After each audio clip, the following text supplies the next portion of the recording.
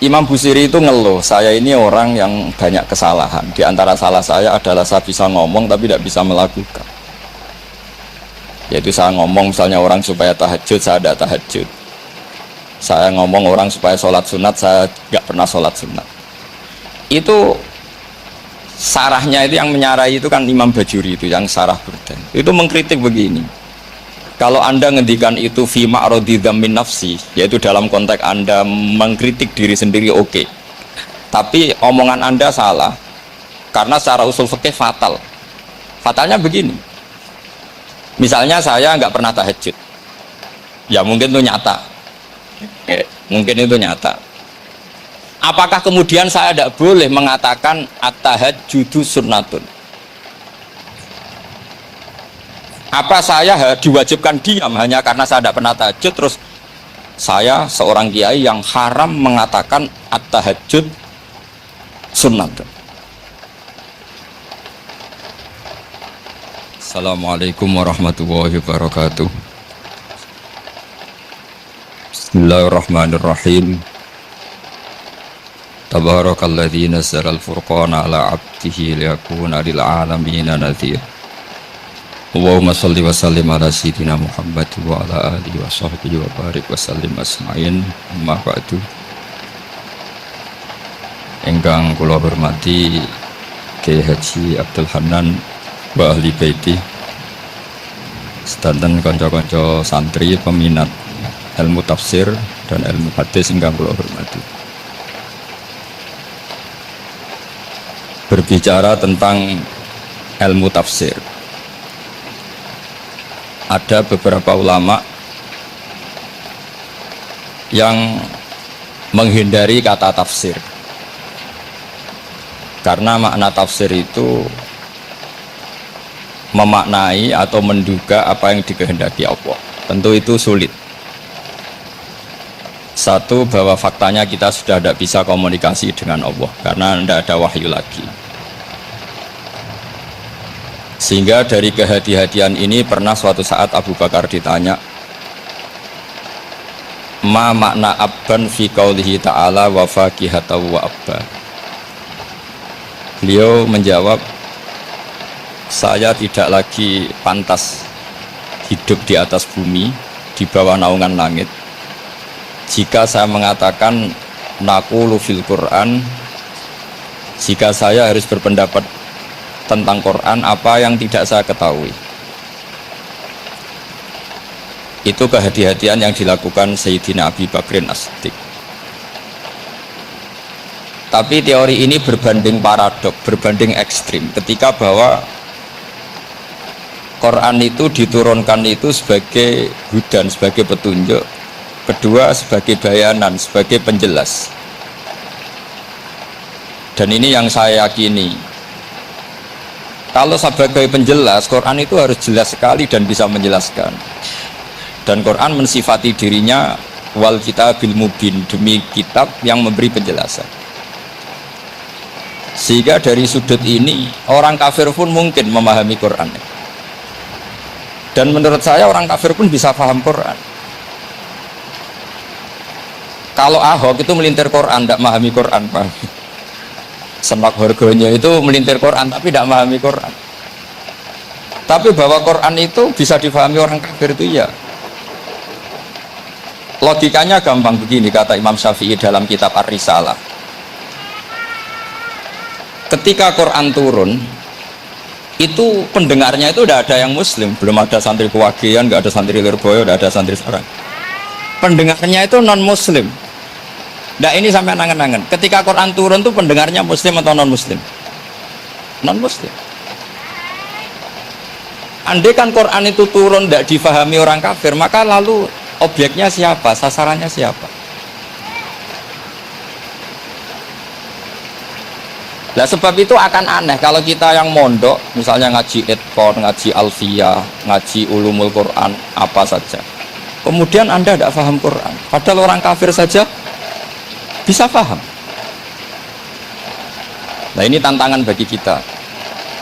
Sing kafir wis iso paham Quran, masa kita santri tidak paham Quran. Makanya begini, Di antara awal-awal periode Makkiyah ada surat disebut Qul ya ayyuhal kafirun. Katakan Muhammad ya ayyuhal kafirun. Karena mukhatabnya atau lawan dialeknya Nabi adalah orang-orang apa? Kafir. Mereka paham ketika dijelaskan Quran, paham. Dan sebagian mereka menjadi mukmin karena paham.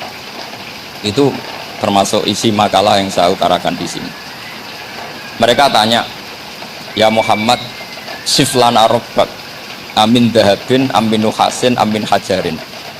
Karena orang kafir jahiliyah itu punya tren yang namanya Tuhan itu fisik. Mereka punya Lata, punya Uzza, punya Hubal. Sehingga kalau Tuhan-Tuhan kita ini dari batu Muhammad, katanya Anda punya Tuhan yang berbeda. Lalu Tuhan Anda ini dari emas atau dari perak. Turunlah ayat Qul huwallahu ahad Allahus samad. Lagi-lagi mukhatabnya adalah orang kafir. Makanya ini juga akhirnya jadi ilmu madhab, ilmu tentang firqah-firqah dalam Islam. Bahwa kesalahan terbesar orang Khawarij sebagaimana yang dikutip Imam Bukhari, nanti saya mencari di juz 4 atau di juz 3, pokoknya di bab Babu Qitalil Khawarij, karena Imam Bukhari punya adat diulang-ulang. Kata Ibnu Umar yang dikutip Imam Bukhari, innahum intolaku ila ayatin nazalat fil kufar faja'aluha alal mu'minin. Orang-orang Khawarij atau kalau sekarang orang-orang radikalisme itu meneliti Quran, kemudian ketika ada kriteria manusia-manusia tertentu itu dianggap itu kenanya orang Islam, korbannya orang Islam. Padahal awal mula ayat ini turun untuk orang kafir atau kritikan pada orang kafir. Ini cilaka betul. Karena logikanya seperti yang dikatakan Imam Syafi'i, ketika Quran turun ini nggak ada orang Islam, yang ada orang kafir. Jika mukhatabnya adalah orang. Tapi ayat-ayat ini nanti dipakai Khawarij untuk mengcounter orang Islam, sehingga mereka mudah mengkafirkan kita karena pakai ayat yang dari awal Allah mengkafirkan orang kafir, sekarang ayat itu dipakai mengkafirkan orang Nawa. Ini saking gebleknya orang apa? Khawarij. Makanya kata kitab Fathul Bari yang menyarai Bukhari itu, yang mendorong orang Khawarij seperti itu adalah jahluhum bisyariah. Memang mereka benar-benar bodoh, benar-benar goblok. Misalnya kita kiai atau kita ma'arif atau kita santri atau kita orang soleh, kemudian kita tidak bisa melakukan apa yang kita katakan, terus kita oke lah, kita kena kritik misalnya atak murunan nasa bil birri napa watan sauna anfusakum wa antum taslunal kitab. Terus kita katanya bisa ngomong tapi tidak bisa melakukan, terus dikritik dengan ayat itu mestinya tidak tepat. Karena itu asbabil nuzulnya adalah orang-orang Yahudi, karena tahu bahwa sifat Rasulullah itu ada di Taurat, mereka menyuruh keluarganya itu masuk Islam, tapi mereka sendiri tidak mau Islam. Kemudian turunlah ayat atakmurunan nasa bil birri wa tansawna anfusakum wa antum taslunal kitab afala ta'qilun. Sekarang perbandingannya begini, misalnya ada orang Islam, taruh saja Zaid itu maling, ya maling, konsisten dia malingnya sampai tua. Terus menurut Anda Zaid yang muslim ini, Zaid itu muslim tapi maling, jangan bilang maling tapi muslim, dia tuh ya. Kemudian Zaid bilang ke anaknya, "Cung, kowe aja dadi maling, dadi santri sing soleh, sing maling bapak tok." Ndak, ini menurut analisis usul fikih, ngomongnya Zaid itu benar apa salah? Benar kan? Nasihatnya ya benar, ngomongnya juga. Kamu tidak bisa ngeritik Zaid, kamu bisa ngomong tapi tidak bisa melakukan, tidak bisa. Fa innal amra bil ma'ruf wajib, wal qawla bil ma'ruf ya wajib, wal qawla bil haqqi ya wajib. Jadi itu hal yang berbeda. Misalnya fa innal amra bil ma'rufi wajibun, memerintahkan barang baik itu baik. Wa innal qawla bil haqqi ya wajib, mengatakan yang hak itu ya wajib. Berarti Zaid tetap kena khitab, kamu harus nasihati anak secara benar, kamu juga harus ngomong hukum secara benar. Lalu ketika Zaid ngomong hukum secara benar, cung ojo maling, maling itu dosa, cung ojo nerusno profesine bapak maling, maling itu tidak benar. Dia berarti sudah melakukan dua kebenaran, yaitu ngomongnya benar, nasihatnya benar. Dia salah, perilakunya tetap maling. Tapi jangan karena dia maling lalu omongannya enggak salah juga, berarti salahnya malah 3. Makanya ini pentingnya ngaji sama ulama, sama ahli usul fikih. Jadi tidak bisa dicampur adukkan. Zaid gagal dalam perilaku, tapi jangan gagal lagi di nasihat. Nanti kalau dia ada nasihati, maka anaknya terus maling, alasannya niru bapaknya. Karena bapaknya kalau mau nasihati nanti disemprit sama santri-santri. Pak, sama rawlah nasihati anak rasa maling sama dewi. Maling, udah bisa cara usul fikih itu malah yudroku kulluh, la yudroku napa? Kulluh, atau bahasa populernya al-maisur la yasqutu bil maksud. Misalnya kita sebagai kiai hanya bisa takrib, hanya bisa jurumiyah.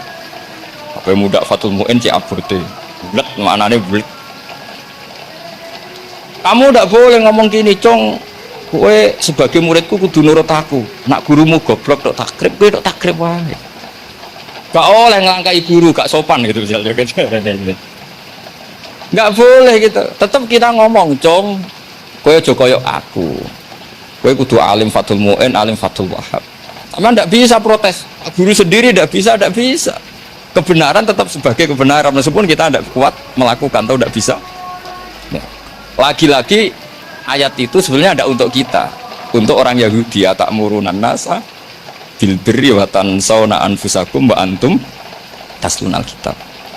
Sebab itu istidlal dengan Quran itu memang resikonya tinggi kalau tidak bagi mutabakhir, karena ya itu tadi, ini harus ada pengetahuan yang luas tentang asbabun nuzul, tentang kriteria. Nah, kalau terpaksa, saya katakan terpaksa, kalau terpaksa kita itibar itu boleh, tapi itu terpaksa. Bahwa Allah mengkritik orang yang bisa ngomong tapi tidak bisa melakukan.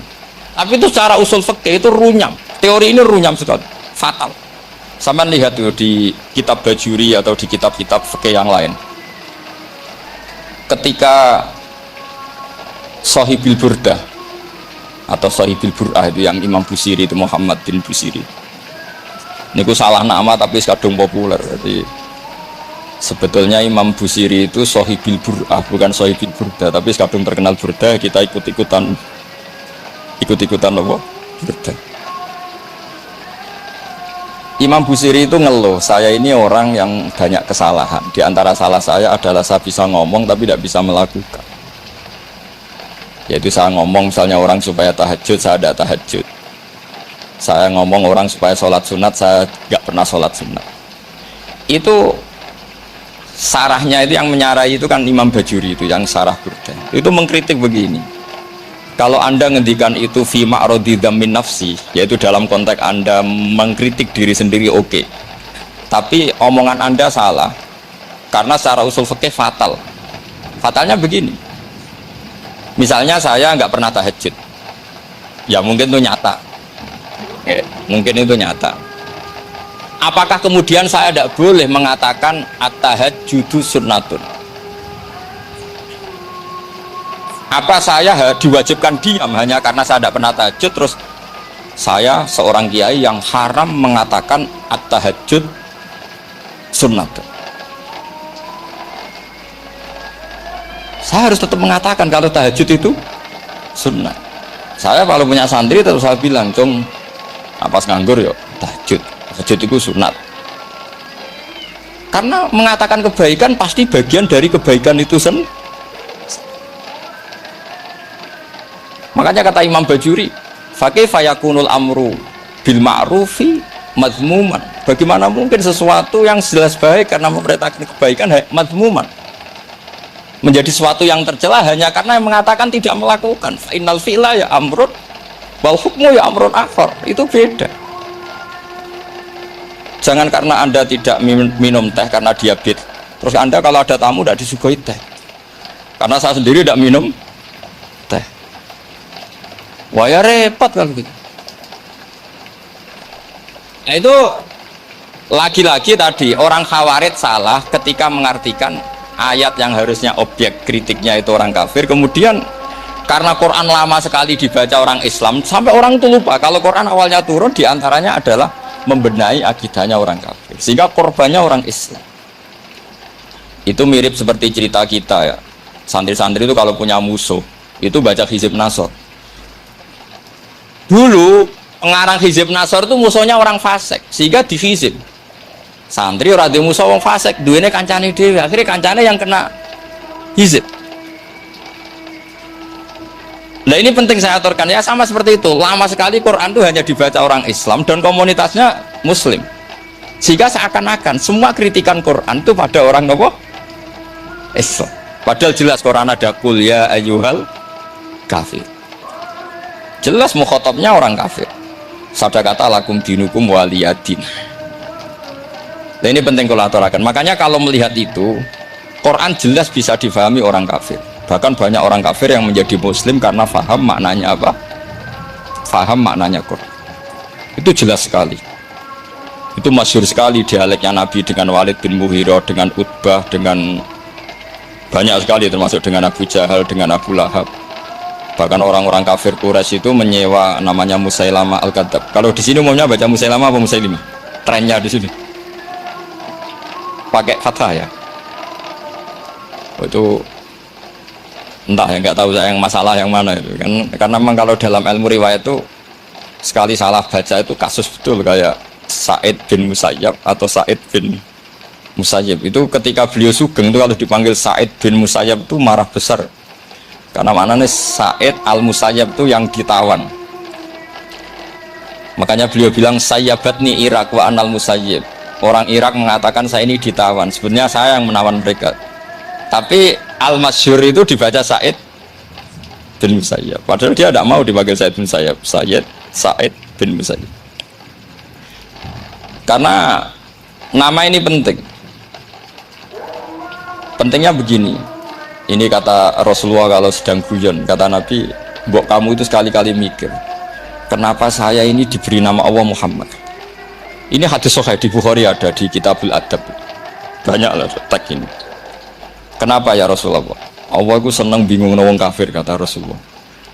Karena Abu Jahal kalau manggil saya jadi bingung. Itu kalau orang Arab kan pasti tahu maknanya. Muhammad maknanya orang yang terpuji. Sehingga kalau Abu Lahab ngomong itu jadi paradok. Hei orang yang terpuji, kamu bohong. Kan jadi aneh. Ya Muhammad kadzabta. Hei Muhammad kamu bohong. Kalau diterjemahkan hei orang terpuji, kamu bohong. Itu akhirnya sahabat tertawa-tawa. Karena cek pinter deh pangeran milih nama kamu ya Rasulullah, karena ini bingungkan musuh gitu. Makanya kalau kamu udah anak kiai, itu anak kamu panggil, namakan saja Agus, pasti satu pondok manggil Gus semua. Nah, itu aman itu. Boy yang nggak seneng tetap panggil Gus. Karena kalau untuk Gus putra kiai kan butuh di bapak kiai, kan bapak kadung ra kiai itu kan. Itu ada triknya, yaitu anaknya dinamain. Nah, itu Rasulullah itu sudah dipilih sedemikian rupa oleh Allah, perilakunya benar, ahwalnya benar, sak namanya juga benar. Sehingga ketika Abu Jahal, Abu Lahab tahu bahwa nama Muhammad ini problem, karena ini madah itu memuji. Sehingga mereka kalau mencari Muhammad tuh bilang ainal madmum, mana orang yang tercela. Terus orang-orang Quraisy tidak paham, kamu nyari siapa?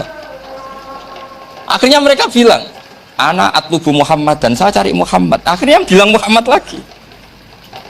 Nah itu. Nah, Quran juga main di ranah nama. Sehingga Abu Jahal itu namanya kan Abul Hakam. Orang Islam dari awal memanggil Abu Jahal.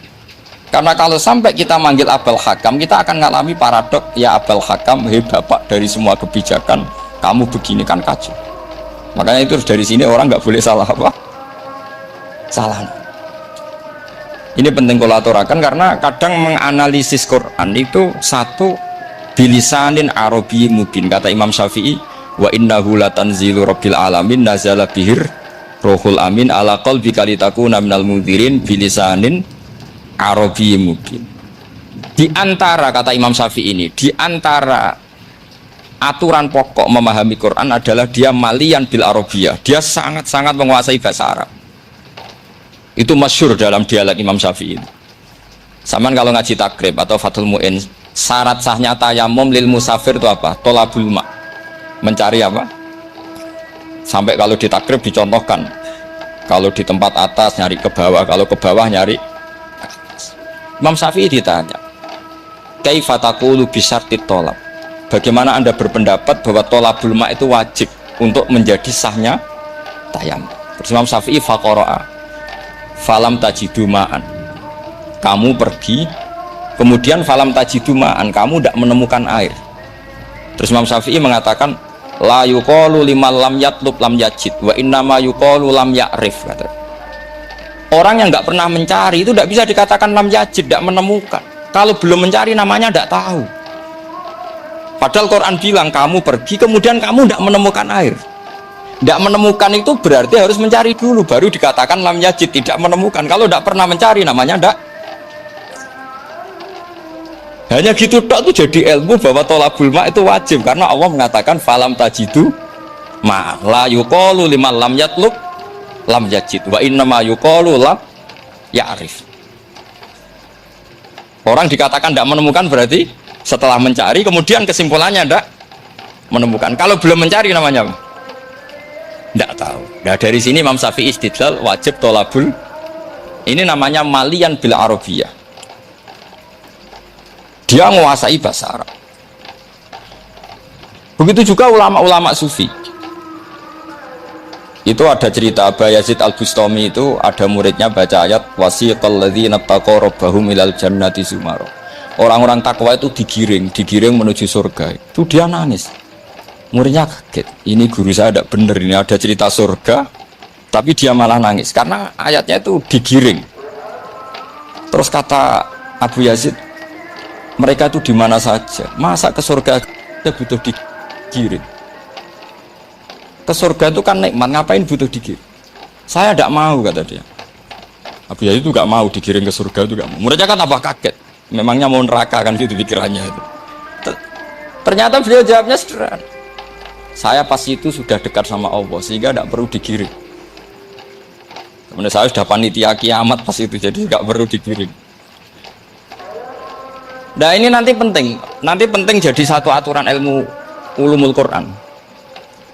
Saya di rumah itu istiqomah ngajar Qawaidul Asasiyahnya Said Muhammad yang dulu ditulis abahnya Zubdatul Itqan oleh Said Alawi.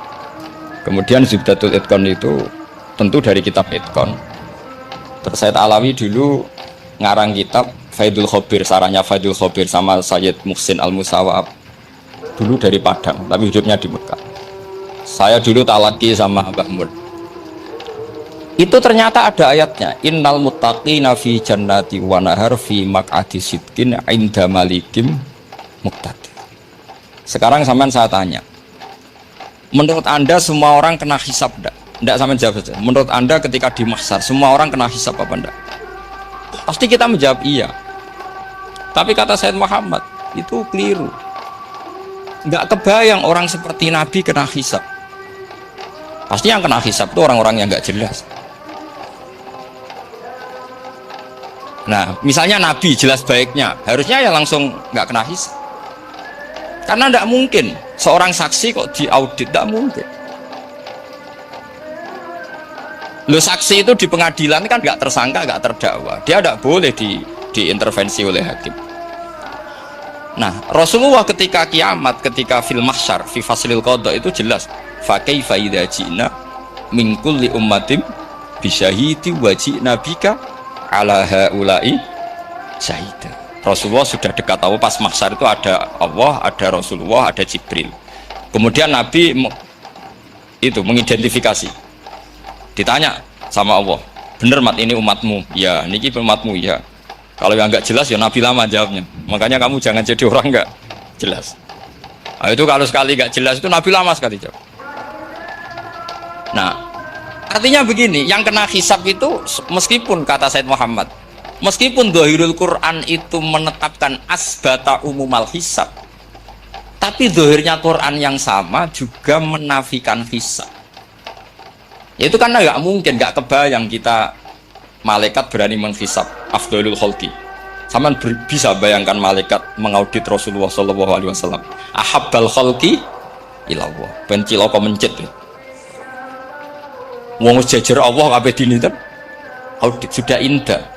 Fa kaifa idza ji'na min kulli ummatin bisyahidi wa ji'na bika ala haula'i syahid. Lalu mungkar nakir juga sama. Sampean bisa bayangkan mungkar nakir tanya Nabi Muhammad. Tesnya susah.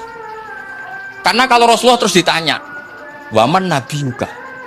Wah, itu kan bisa kiamat itu.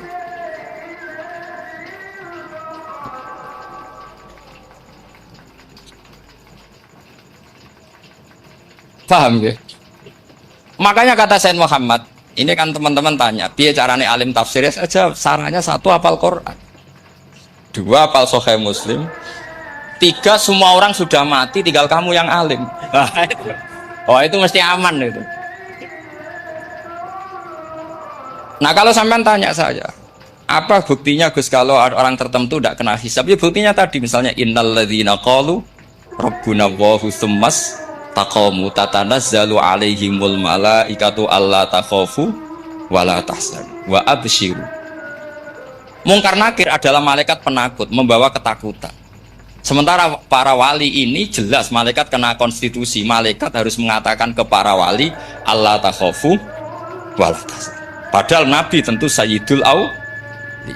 Para wali saja malaikat kena aturan kamu harus bilang alla takhafu wala tahzanu wa absyiru. Hei para wali, kamu jangan susah, jangan gentar, kamu harus gembira. Kamu bisa bayangkan misalnya mungkar nakir bawa godok atau orang kalau dipukul ajul sak walang-walang. Kemudian kamu bayangkan si Abdul Qadir ngalami itu, Abdul Hasan Asadali ngalami itu, Abu Yazid Al-Bustami. Kalau itu ngalami gitu semua, ngapain kita jadikan mursyid? Kan sama nasibnya dengan kita. Nah, Zahirul Quran mengatakan sebatal hisab. Tapi Zahirul Quran di ayat yang lain lam yusbit al hisab. Makanya tadi umumul Quran juga ditaksis dengan muqayyid. Yang mutlak ditaksis dengan yang muqayyad. Yang mujmal ya sama seperti itu, aturannya seperti itu, ditafsir sama yang mufassal. Sama orang kafir yang jelas, sampean bisa bayangkan malaikat ngaudit Fir'aun. Cek kurang penggawean nih. Jelas eleke kok di audit. Misalnya Abu Lahab di audit, oh malaikatnya celaka mencet.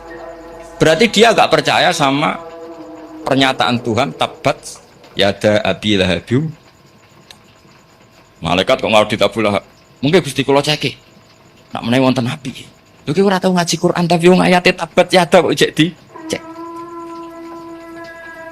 Nah, yang seperti ini masuknya kategori ulaikal ladzina satruse, mereka yang kafir bi ayati rabbihim wa liqaihi fahabitos maluhum fala nuqimu lahum yaumal qiyamati was. Jadi ada orang-orang kafir yang jelas kena aturan fala nuqimu lahum yaumal qiyamati was. Yang jelas kafirnya ya gak kena hisab, yang jelas nabinya, jelas wasinya juga gak kena hisab. Yang kena kita di tengah-tengah. Tapi ilmu itu ikut mainstream karena semua orang bilang ada hisab ya kita ikut-ikut bilang ya sudah gitu saja. Tapi kalau aslinya ya rapati percaya. Umumnya uang gerono mati ditalkin ya kita melok-melokan nalkin. Tapi kalau kadang ya gak kebayang. Piye nak wali-wali ditalkin. Makanya ada di dunia wali itu ada cerita Rabi'ah Adawiyah itu termasuk keramat beliau itu. Kali Imam Sibawi kan dalam cerita wali kan ditanya marbuka. Ngapunten niku man mausul napa istifham. Wah itu malaikatnya ndak pernah khataman alfiyah kan repot. Kalau Rabi Adawiyah lebih parah lagi, beliau tuh nangis sekeras-kerasnya, nangis terisak-isak, dia tersiksa. Ya Allah, engkau itu zat yang paling saya kenali dan harusnya semua makhluk itu kenal engkau. Tapi ini hamba engkau tanya engkau itu siapa ya? Itu kan ini orang aneh kata gitu. Karena Allah itu adharud dzahir, kata sampai Imam Sibawi misalkan a'raful ma'arif. Jadi wong ora ora wis geblek tenan dari Imam Sibawi. Imam Sibawi kan atas nama dia pakar nahwu pertama mengatakan dhamir paling makrifat di antara 6 isim makrifat paling makrifat itu dhamir. Tapi meskipun gitu a'raful ma'arif Allah. Yang paling makrifat dari sekian isim makrifat itu Allah. Artinya satu nama yang orang harus kenal semua. Makanya di antara keramat beliau ketika ditanya, wong kok ora tau ngaji fikih men ngaji nahwu wae. Gak tahu dia ngaji carane sesuci, carane iddah to gak tahu ngaji nahwu. Terus dia tanya, "Bima fa'ala rabbuka?" Lalu Allah memperlakukan kamu gimana? Terus kata Imam Subabeh, "Ghafaroli, Allah mengampuni saya karena saya orang yang mengatakan Allahu a'raful." Ini penting kalau aturakan. Jadi makanya kalau sampean tanya caranya ilmu alim gimana, ya satu tadi. Kalau sampean masih banyak orang hidup, syaratnya kamu harus hafal Quran, hafal hadis, hafal sekian ribu hadis, hafal sekian ulumul Quran. Itu kalau masih banyak orang hidup. Kalau sudah kamu sendiri hidup, ya sudah. Pokoknya isokulhu yo salim sendiri kan, nggak ada saingannya. Makanya kata Sayyid Muhammad, beliau mengatakan, kita meyakini umum al-hisab ya berdasar zahiril Quran, kita menafikan umum al-hisab bahwa hisab hanya yahtassul liqaumin duna qaumin juga berdasar zahiril. Kita percaya semua mayat ditanya mungkar nangkir ya berdasar zahiril ahadis. Kita tidak mengumumkan teks ini juga berdasar zahiril ahadis. Karena malaikat mungkar nangkir juga malaikat. Berarti dia kena aturan kalau ketemu para wali Allah takhafu wala paham sih kalau maksudnya. Ini penting kalau aturakan. Jadi makanya aspek ya, sampean bisa memulai kalau ingin jadi orang alim tafsir bisa mulai dari yang mudah saja, yang fikih saja. Makanya kata Imam Ghazali, kenapa Mu'tazilah jadi segoblok itu? Karena dia tertipu oleh umumatul Quran, oleh teks-teks umum. Dia tidak tahu mukhassisnya. Padahal setiap ayat umum itu pasti ada mukhassis. Misalnya begini ya, kalau kamu maknanya fikih saja, contoh yang paling mudah familiar itu fikih ya. Misalnya kita ngaji Quran, wal mutallaqatu yatarabbasna bi anfusihinna salasata quru. Kalau orang dicerai, itu iddahnya itu 3 kali masa nawa suci. Apakah aturan iddah seperti ini hal hadhil iddah amatun likulli mutallaqatin am li mutallaqatin makhsusah? Apa ini semua mutallaqah iddahnya pasti salasata quru? Apa orang tertentu? Ya enggak, asal dia mutallaqah pasti iddahnya salah satu quru. Anda goblok, Anda salah besar. Kalau misalnya yang dicerai adalah orang hamil, iddahnya apa? Salah satu quru apa watil hamli? Watil hamli. Kita butuh ayat lain, wa ulatul ahmali ajaluhunna ayyadun hamil. Sama seperti kita ngaji walladzina tawaffawna minkum wa yadharuna azwaja yatarabbasna bi anfusina arba'ata asyhurin wa asyra. Asal wanita ditinggal mati suaminya, maka iddahnya 4 bulan 10. Apa semuanya demikian? Enggak. Misalnya orang hamil iddahnya biwatil. Artinya kalau Anda tertipu umumatil Quran, berarti Anda sama dengan menghukumi orang ditolak semua iddahnya salah satu. Sama misalnya orang sekarang dalil-dalil wa may yatawallahum minkum fa innahu minhum. Kalau berkawan orang kafir, maka dia menjadi kafir. Itu kan fatal. Semua nabi ya berkawan orang kafir. Karena dakwahnya memang sama orang kafir. Lo coba, andai kan sampean hafal Quran, itu sama teori itu tuh mungkin menyedihkan. Coba istilahnya Quran. Wazkur akho'at wa ila adin akhawum huda wa ila samuda akhawum. Terus semua umatnya yang kafir disebut akhawum. Akhaw itu artinya apa? Saudara. Mereka ya berkawan sama orang kafir. Makanya butuh analisis fikih untuk maknani wa may yatawallahu minkum fa innahu. Setelah dianalisis fikih, ternyata semua nabi diistilahkan wa ila madyan akhahum syuaiba wa ila adin akhahum huda. Akhaw itu artinya apa? Saudara. Kalau sampean tanya, lalu logikanya gimana? Kata kitab-kitab kan wa in kana dasarin fajanibhu suratan. Kalau ada teman buruk jauhi, kalau teman baik temani. Kalau cara usul fikih gampang. Kancanan maling dosa, wong kok kancane maling. Tapi nak dakwai maling apik kan? Aku ora ngancani kok dakwai dandani, selesai kan? Ngancani maling elek, nak dakwai maling demenan rondo elek, nak didik apik kan, itu seperti itu. Nah, ini penting kalau aturaken. Nah di sini ini makanya NO itu punya sejarah panjang, banyak wali-wali yang jadab, yang coro zahir itu kancanan wong fasik-fasik.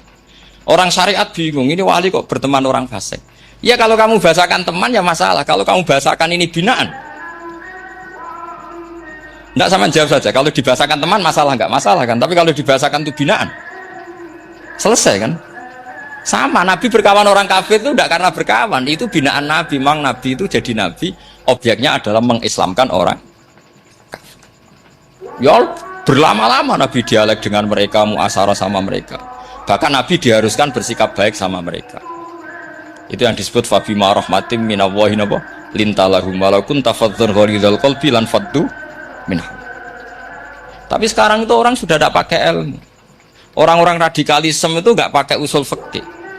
Pokoknya kalau ada ayat terjemahnya gini ya sudah itu jadi madhab.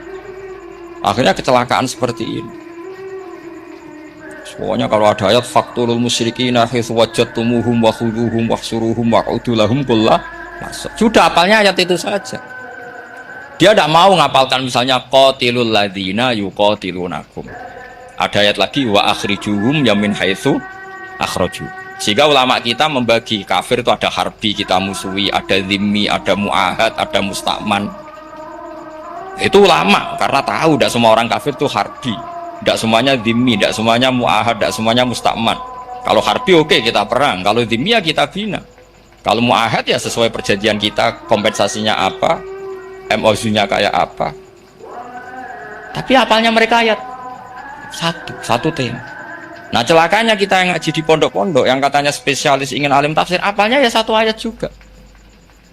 Wah itu kan satu ayat versus satu ayat. Itu ngeri. Makanya kalau sama tanya saya ini katanya di acara ini sama tanya gimana caranya jadi ahli tafsir, saya jawab gampang. Caranya itu hafal Quran, hafal hadis, terus hafal ulumul Quran. Ya misalnya nadoman ya Faidul Khobir lah. Kalau kitab Nasar ya minimal itu setengah lanya itkon lah. Kalau nggak lanya amat ya agak lanya. Karena kitab tafsir itu gampang. Teorinya itu mudah sekali. Misalnya al-ibratu bi umumil lafzi la bi khususis sebab. Itu sama dengan kayak kaidah fikih. Karena kalau kaidah fikih itu saya itu pernah dibisui kiai itu. Ini kisah nyata itu. Dibisui kiai itu. Pas basul masail dulu saya itu masih sering mau basul masail. Ini mun pensiun mun mboten niku. Dulu saya dengan Gus Zofur putrane Mbah Mun itu sering makili Pondok Anwar basul masail fikih. Tapi tidak tahu ceritanya Gus Zofur jadi dokter tafsir, saya juga kok tahu-tahu menekuni tafsir. Lama-lama orang itu lupa status saya yang fakih ya. Makanya saya itu ya kadang eman gitu karena ini status penting juga.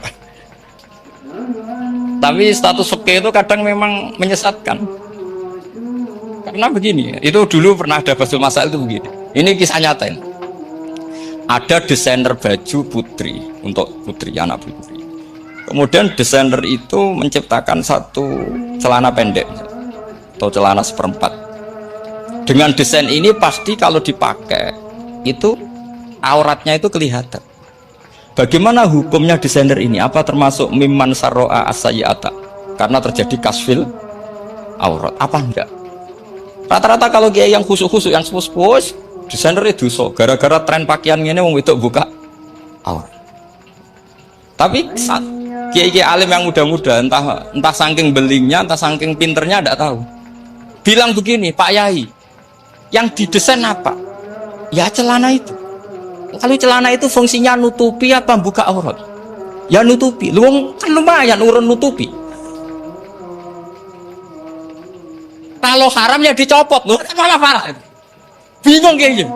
Sampai bilang gini, wah semanis. Itu kan makanya ini guyon ilmiah.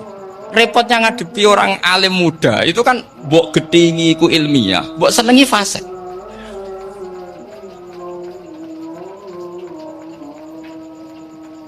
Ketika kiai yang khusyuk tadi tak tanya, kalau desainer katok seperapat, paham gitu? Kau coba yang celana dalam terlalu vulgar itu, paham gitu? Nggak rok saja lah, rok mini misalnya rok selutut, sampean jangan ngeres ya, yang rok selutut misalnya. Rok selutut itu desainernya kena hukum haram nggak? Sampean jawab saja. Oh haram dari kiai sepuh karena dengan desain itu misalnya lututnya kelihatan. Tapi pertanyaannya Ki Muda saya masih ingat betul, saya tanya. Lalu fungsi pakaian itu apa Pak Yai? Fungsi itu kan tetap nutupi sebagian awal.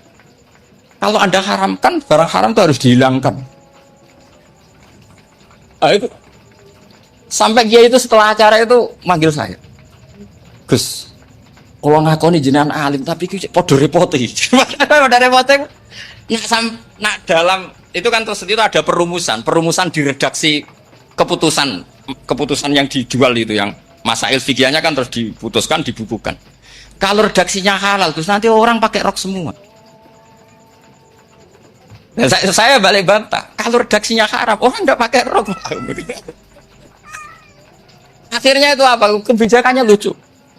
Buak we Gus, pertanyaan itu buak sak jawabannya nggih. Jadi kita debat tidak jadi. Ini cerita ilmiah. Makanya sama tidak wajib anut saya ini terlalu ilmiah. Jadi tidak baik untuk kehidupan kesalian kurang baik. Jadi ini, tapi ini ilmu. Tetap kaidahnya fikih ma la yudraku kullu la yudraku kullu. Jangan kalau tidak bisa nutupi aurat semua, lalu jangan sama sekali. Lunggi kan kaidahnya kan gitu, ma la yudraku kullu la yudraku kullu. Misalnya Anda punya tetangga nggak mau pakai jilbab, nggak mau pakai pakaian muslimah, kamu tidak boleh bilang munisan rat pambinan, tidak bisa. Ma la yudraku kullu ma la yudraku kullu nu la yudraku napa? Makanya ini kita harus hati-hati. Nah bayangkan sekarang orang neliti Quran itu yutraku kullu. Mestinya kalau Anda meneliti radikalisme, ayat yang terkait radikalisme diteliti semua. Ternyata di surat Taubat yang disebut suratus Saif yang bahkan haram baca bismillah, itu ada ayat wa in ahadum minal musyrikin nastajaraka fa'ajirhu hatta yasma'a kalam Allah tsumma ablighu ma'mana. Muhammad, kalau ada orang kafir mau belajar Quran sama kamu ya harus kamu pelajari hatta yasma'a kalam Allah. Setelah mereka mau belajar ya ablighu ma'mana tsumma ablighu ma'mana. Kamu harus menjamin keamanan dia. Itu di surat Taubat, termasuk akhir suratin nazalat, gak mungkin terjadi mansukh. Tapi orang-orang ekstremis selalu pakai faqatulul musyrikin haitsu, apalan itu terus. Yang orang liberal yang menaparin la ikraha fiddin. Ya sudah seperti itu. Sing orang-orang tegas ora tau nahi mungkar, ya ma arsalna ka ila rahmatal lil alamin. Wis ngono terus. Yang kelompok tukang nahi mungkar ya ayatnya amen nahi. Saya tuh heran, kenapa mereka punya masalah dengan hafalan kayaknya. Kenapa sih? Hafalannya kok pedot itu. Kita yang hafal semua bingung. Jadi akhirnya kita yang pinter anut sing goblok karena saya tuh pernah loh debat sama orang salah, debat gitu. Setelah saya mengutarakan sekian hadis, ada tuh Pak hadis tuh. Harusnya kamu ngaji saya, ada debat tuh yang level. Kalau nggak level tuh nggak boleh.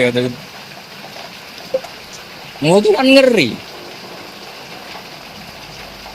Makanya ini penting ya, kalau sampean tanya ingin jadi alim tafsir ya harus hafal Quran semua. Kalau tidak mungkin yang nunggu orang semua mati baru Anda jadi ahli tafsir, karena tidak ada musuhnya.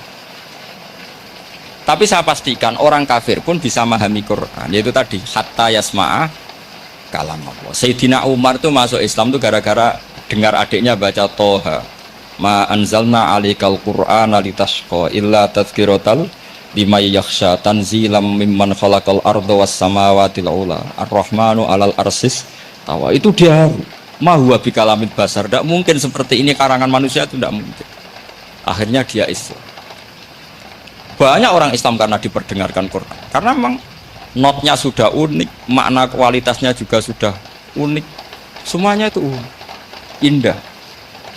Sampai sekarang pun orang kafir itu orang paling tahu Quran. Makanya Allah mensifati orang kafir itu hasadam min indi anfusihim min ba'di ma tabayyana lahumul haq. Sekarang sama saya tanya, orang sing tabayyana lahumul haq itu orang paham apa orang tidak paham? Mereka orang kafir itu mengingkari Quran, padahal min ba'di ma tabayyana lahumul haq, setelah kebenaran nyata bagi mereka. Nyata bagi mereka artinya orang kafir paham atau tidak paham? Paham. Cuma mereka punya penyakit hasadam min indi.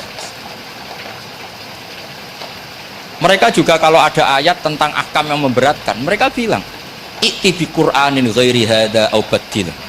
Muhammad harusnya jangan tema itu yang diangkat, bu, cari Quran yang lain yang enggak tema itu. Mereka sampai memilih tema itu karena paham apa karena tidak paham? Karena paham. Makanya di makalah saya pastikan ngaji tafsir itu gampang karena orang kafir pun bisa.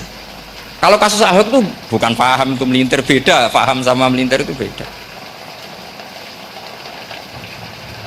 Itu diterjemah kemenang itu jangan mengangkat kawan orang Islam, bukan mengangkat pemimpin. Ya kayaknya kalau ngangkat teman saja tidak boleh, apalagi ngangkat pemimpin. Fatal mana berteman sama orang salah sama ngangkat. Saman kancanan maling ini cek apik nak menawa nang andani terus ngangkat. He maling ke pimpinanku, parah mana? Parah mana? Artinya sama saja ketika diterjemah jangan ngangkat teman.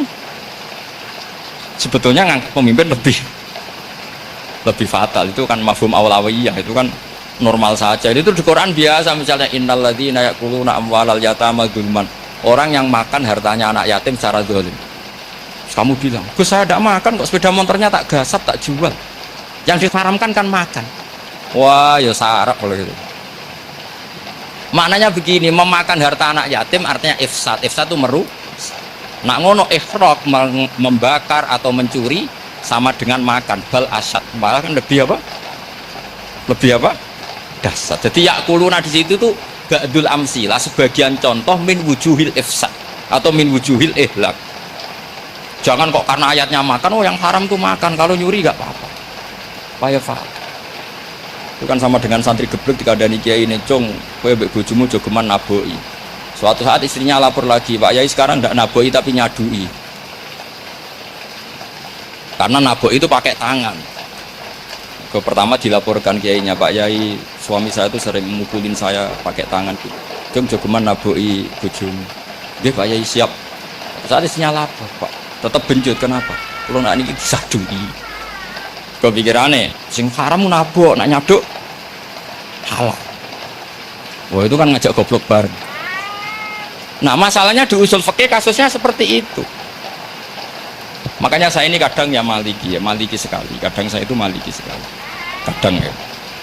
Misalnya begini, saya beri contoh. Ini yang kisah nyata ya. Ada seorang Arabi datang ke Rasulullah. Ya, tadi kan teman-teman minta juga ilmu hadis ya. Ini satu paket saja. Itu tadi nanti kalau sampean kasih lalim itu sudah ada urusan saya tadi. Nunggu orang mati banyak tadi. Kalau nggak usah nunggu orang mati, sarannya tadi apal tadi. "Ya Rasulullah, ahlak. Saya ini orang yang rusak. Wama ahlakaka. Lalu yang bikin rusak kamu apa?" "Qol waqatu imro'ati fi nahari Ramadan." Saya menjima istri saya ketika masih siang. Fi nahari Ramadan, siang Ramadan. Walhasil Nabi tidak menyuruh hanya qadha, tapi menyuruh kafaroh. Kafarohnya itu merdekakan budak atau memberi makan 60 orang miskin atau puasa berapa? Puasa 60. Atau urut merdekakan budak atau puasa 60 hari atau memberi makan sittina miskin. Oke, kita sepakat ya hadis itu sahih dan diulang-ulang oleh ashabus sunan. Oke, riwayatnya agak masalah. Sekarang kita analisis maknanya. Sekarang sampean saya tanya, kalau Anda misalnya sekarang jam berapa ini? Misalnya sekarang jam 9 kurang seperempat Ramadan, terus Anda rokok atau Anda ngopi, kepengen ngopi terus ngopi tanpa udhurun syar'iyyin, Anda hanya wajib qadha apa bayar kafarah? Tidak, sampean jawab. Rata-rata kiai kita, oh mau wajib qadha Gus karena gak jima. Sing seru kafarah itu nak jima. Kan ngombe kopi be jima beda. Pertanyaannya tuh lucu, ini naik secara fikih masalah. Masalahnya begini. Jima bojo itu tidak zina. Jima bojo itu zina apa enggak? Enggak. Berarti dengan makan bedanya apa? Sama kan? Sama-sama amrun mubah. Sesuatu yang boleh. Kenapa hukumannya berat? Makanya kata Imam Malik, enggak itu nilainya. Nilainya adalah hadku hurmati Ramadan bi ghairi udhrin syar'iyyin. Makanya kata Imam Malik, siapapun yang makan fina hari Ramadan, iftar apapun fina hari Ramadan bi ghairi udhrin syar'iyyin, maka hukumnya sama dengan jima fina hari Ramadan. Karena sama-sama ihlak ifsad hurmata Ramadan bi ghairi udhrin syar'iyyin. Enggak, ini ilmiah. Kamu udah harus cocok, tapi otak kamu harus percaya. Loh iya kan beda kan. Saya secara nafsu tidak cocok, cek berarti. Tapi ilmiah saya setuju. Kalau Kiai Kandani itu kan pasti pakai badul amsilah, kan nggak mungkin semua contoh disebut. Jong penak melaku jogeman delok wong wedok iku mari setan. Mboten delok Mbah, nyekel lu malah parah to. Tidak bisa, makanya ini masalahnya lafaz. Ini kembali ke Imam Syafi'i, bilisanin arabiyyimu. Ketika seorang kiai bilang cung jogeman delok cawe itu adalah mengungkapkan al-muharramat, bukan mentaksis yang haram itu hanya Saya ulang lagi ya, ketika seorang kiai bilang cung jogeman delok wedok sing haram, itu semangatnya adalah melawan keharaman, bukan mentaksis yang haram hanya itu di Quran normal semua, di semua lugat ya biasa. Itu kan sama seperti misalnya seorang bang ngasih uang cucunya, cung tak kayak duit 100.000, cung gue tuku es, terus gue mendingin nak ragu tuku es haram iki kan ngongkone tuku es, lah kepen putumu mati kan nyeben 100.000 gue tuku es. Ya mulai dulu istilahnya nambahnya ke ibu tuh cung 100.000 gue tuku es, cara wong kuno. Maksudnya itu pokoknya umumnya cah cilik senane es cuma nyebut. Ya sudah seperti itu. Sama seperti Quran menghentikan begini. Ini memang salate yang fikih dulu, yang pokok-pokok. Di antara yang nggak boleh dikawin adalah wa antasma'u bainal ukhtaini illa ma qad. Kamu tidak boleh menikahi Sri dan Zainab, kakak beradik. Sudah sepakat gitu. Finikahin wahid, nggak boleh al-jam'u bainal ukhtain. Jadi mbaknya kamu kawin, adiknya kamu kawin, finikahin wahid. Tapi nak ngeduni boleh, berarti kan dengan waktu yang berbeda. Quran hanya menyebut itu. Kemudian Rasulullah zaman Sugeng itu hanya nambahi wala bainal mar'ati wa ammatiha, wala bainal mar'ati wa kholatiha. Juga nggak boleh menikahi ponaan plus buliknya. Baik bulik dari bapak, yaitu ammah, maupun bulik dari ibu, disebut apa? Kholah. Kemudian ulama fikih merasa ada yang kurang, ditambahi lagi. Dua perempuan yang andekan yang satu itu lelaki kok haram nikah, berarti haram jam'u fi nikahin wahid. Misalnya cucu rabibahnya boleh enggak? Enggak boleh kan? Berarti kalau sampean ngumpulkan cucu dan bahnya fi nikahin wahid juga enggak. Tapi orang yang waras itu tidak akan nyalahkan Quran ketika tidak lengkap. Wa antasma'u bainal ukhtain ila ma qad. Ini tidak lengkap. Yang haram kan tidak hanya jam'u bainal ukhtain, termasuk mengumpulkan cucu dan banyak. Karena Quran nggak mau dengan logika tidak waras itu, tidak mau. Harus saja orang itu rata-rata bahnya kan umur 70 tahun, cucunya umur 17 tahun. Kebayang nggak kamu nikahi sehingga adik kan boleh bareng, mesti kamu milih bareng. Makanya Quran hanya bakas wa antasma'u final ukhtain, karena yang mungkin masih menggugah selera itu dua. Tapi kalau cucu sama mbahnya itu, kalau ada yang masih selera kan ya sarap tuh. Tapi fikih sebagai kaidah tetap menerangkan termasuk yang haram jam'u adalah bainal mar'ati wajad dati. Paham sih maksud? Artinya ketika menyebut itu tidak jaminan merangkum semua hukum, tapi ba'dul amsilah. Fa'innal akila yaktafiya bi isyaratil ba'di. Karena orang kalau punya akal diisyaroi sebagian sudah. Ini penting kalau aturakan. Jadi ini penting. Nah bayangkan sekarang banyak gerakan-gerakan ahli Quran katanya tapi nggak memahami ilmu usul fikih. Quran ra ono ya wis. Nang Quran ra ono cerita harame asu, nak ngono asu ya halal. Ora ono Qurane. Sing ra ono iku tekem ora Quran iku aneh-aneh kowe.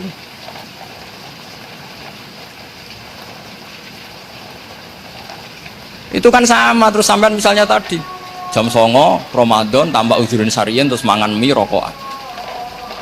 Itu kan melecehkan Ramadan biguri uzurin syariyin. Karena melecehkan hurmata Ramadan kena sanksi separah itu. Jangan kamu terus bilang, tapi Nabi hanya bilang masalah jima fi nahar Ramadan. jima istri itu hukumnya itu tidak zina, hukumnya itu mubah sama dengan makan. Ini cara madzhab Maliki, tapi kita alhamdulillah madzhab Syafi'i. Ya, itu masalahnya. Berhubung itu menguntungkan sami'na wa ata'na. Nah, itu. Tapi saya sendiri dalam konteks ini, saya itu ya sangat-sangat Syafi'iyah, sangat-sangat Syafi'iyah. Dalam banyak hal sangat-sangat Syafi'iyah. Tapi dalam banyak hal kadang-kadang saya ya Maliki. Nah, itu kan kalau sama tanya kenapa gitu, ya hikmahnya baca banyak saja. Karena yang Syafi'i itu ya karena bacanya hanya Syafi'i. Itu bukan fanatik, itu keterbatasan.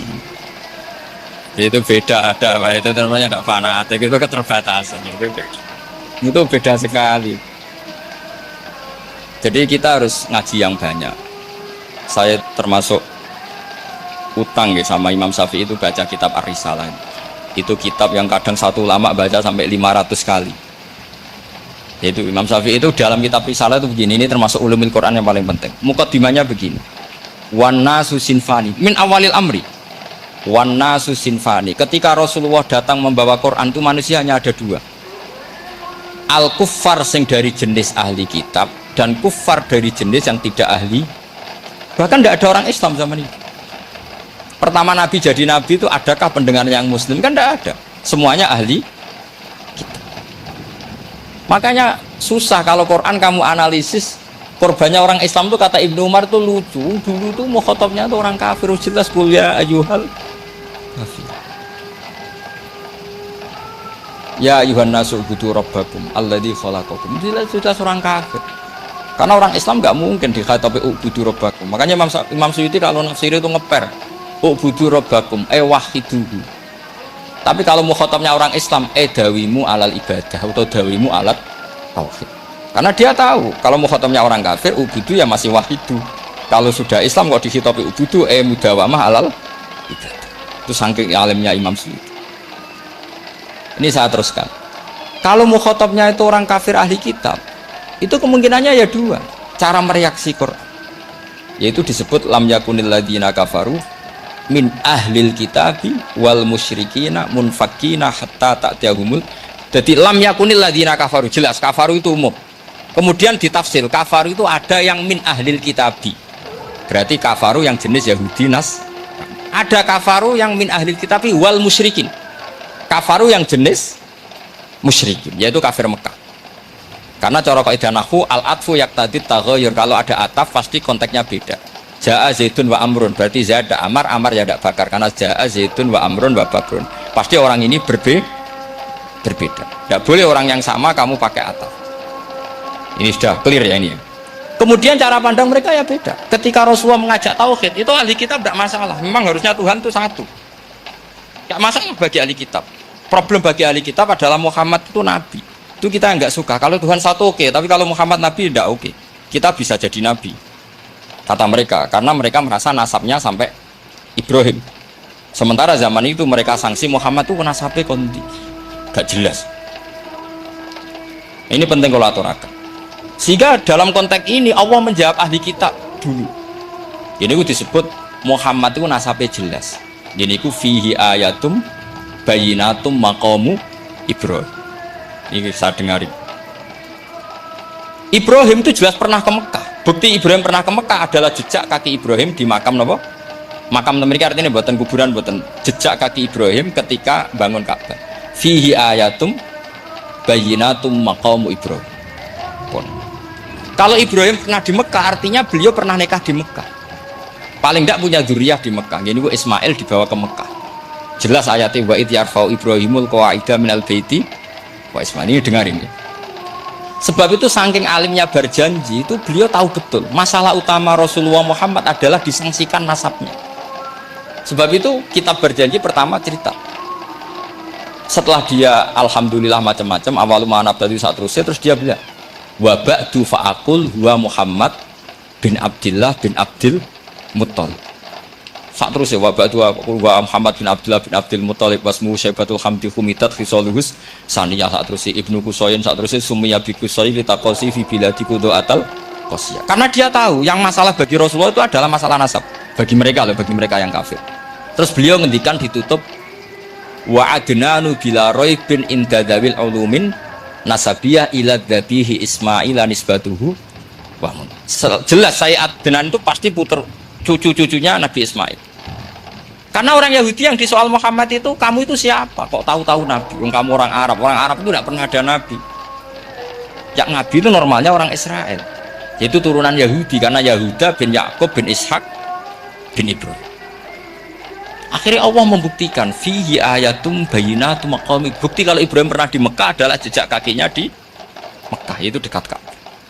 Ini jawaban Allah yang tentang ahli kitab, karena sudah jelimet. Ada ilmu ansab, ada ilmu nasab, ada polemik kitab samawi. Kalau kafir Mekah ini goblok-goblok. Ketika Rasulullah pakai teori tauhid, orang kafir Mekah itu sangat gobloknya bilang gini, Muhammad, kita ini urusannya banyak, utang kita banyak, kasus saya banyak. Kok Tuhannya satu itu tidak cukup? Yaitu mereka mengatakan aja alal alihata ilahau wahida inna hadza la syai'un ujab. Bagaimana Tuhan hanya satu? Urusan kita banyak, masalah kita banyak. Tuhan nggak boleh satu, harus banyak. Sejumlah urusan kita. Ada Tuhan BPKB, Tuhan macam-macam. Ada Tuhan kredit, Tuhan kas, macam-macam. Sesuai sebanyak urusan kita. Mereka tanya aja alal alihata ilahau wahida. Masa Tuhan satu? Inna hadza la syai'un ujab. Ini aneh. Tapi Rasulullah dengan sabarnya. Kalau yang seperti ini Allah menjelaskannya beda dengan yang pertama. Karena tadi orang kafir itu bisa min ahli kitab, bisa wal bikin lam yakunil ladzina kafaru min ahlil kitabi, ada yang wal musyrik. Semuanya ini tidak pernah munfakina hatta ta'tiyahumul bayyinah. Mereka tidak pernah tercerabut dari pikiran mereka, dari mainstream mereka sampai ada bayyinah. Bayyinah itu kejelasan kebenaran atau benar yang begitu jelas. Itu siapa? Rasulun minallah yatslu suhufam mutahhar. Akhirnya Nabi sabar. Saking sabarnya Nabi itu ngomong gini, ya di khalayak umum, mukhatamnya ya kafir semua. Hei saudara-saudara kami suku Quraisy, kita ini sebangsa. Nabi tanya, Muhammad, ajaran kami itu benar karena kamu itu orang yang kita percaya. Tapi kali ini Anda aneh karena ngajak satu Tuhan. Itu tidak mungkin, urusan kita banyak, satu Tuhan enggak mungkin. Tuhan harus banyak. Kita punya 3 aja kurang banyak kan, banyak punya Lata, Uzza, Hubal ya. Rasulullah dengan sabarnya ngendikan gini, hei kaumku, kalau kamu jadi pembantu, jadi buruh, senang mana punya majikan banyak sama majikan satu. Kalau majikannya banyak, itu perintahnya beda-beda. Seleranya, semua harus kamu lakoni, semua harus kamu taklui karena kamu harus nurut. Wah ya repot mat kalau di majikan banyak, ngerepoti mesti. Rasulullah tinggal nimpali, Tuhan kamu itu majikan kamu. Kalau Tuhannya banyak, perintahnya ya banyak. Seleranya beda-beda. Kamu bingung nggak? Wah ya bingung, ya sudahlah satu aja. Akhirnya mereka masuk Islam. Nah itu disebut Nabi itu fatona, punya kecerdasan artikulatif. Kalau menjelaskan itu masuk akal. Nah itu disebut dorobawahu matalar rojulan fihi syuraka'u mutasyakisuna wa rojulan salamal lirojul hal yastiawiyani masalah alhamdulillah. Nah ini penting. Allah membuat satu perumpamaan bagaimana ada satu pembantu yang punya majikan banyak yang berbeda-beda seleranya, berbeda-beda perintahnya dengan kalau hanya satu majikan. Apakah sama? Mereka jawab tidak sama, enak punya satu majikan. Begitulah Tuhan kamu harusnya satu. Jadi artinya gini, kalau kamu ngaji ulumul Quran, kamu harus tahu ini khitab ke kafir. Kafir yang mana? Ahli kitab atau kafir yang musyrik? Nah, sekarang tidak tahu lagi, pokoknya kafir. Makanya kalau orang debat mereka itu tidak goblok. Makanya sama tidak usah ketularan goblok, sing pun gimpun, sing goblok itu rasa ditambahi pun kata dan ini pun ini. Ya karena kita ngaji jelas Qurannya kan lam yakunil ladzina kafaru itu masih ada min lil bayaniyah atau min li bayanil jinsi. Kafaru itu sopo, siji min ahli kitab, 2 kafaru sing wal musyrik. Dua-duanya tidak pernah munfakina hatta ta'tiyahumul bayyinah. Mereka tidak akan tercerabut dari pikirannya sehingga ada bayyinah. Bayyinah itu siapa? Rasulun minallah yatslu sufam. Nah, ketika Nabi menjelaskan asal usul nasabnya bahwa Sayyid Adnan itu ila Ismail, Ismail jelas putra Nabi Ibrahim. Mereka terus baru iman karena ada fihi ayatum bayyinatum maqamun apa? Ibrahim. Ya jadi saya kira demikian, nanti kan akhirnya jam itu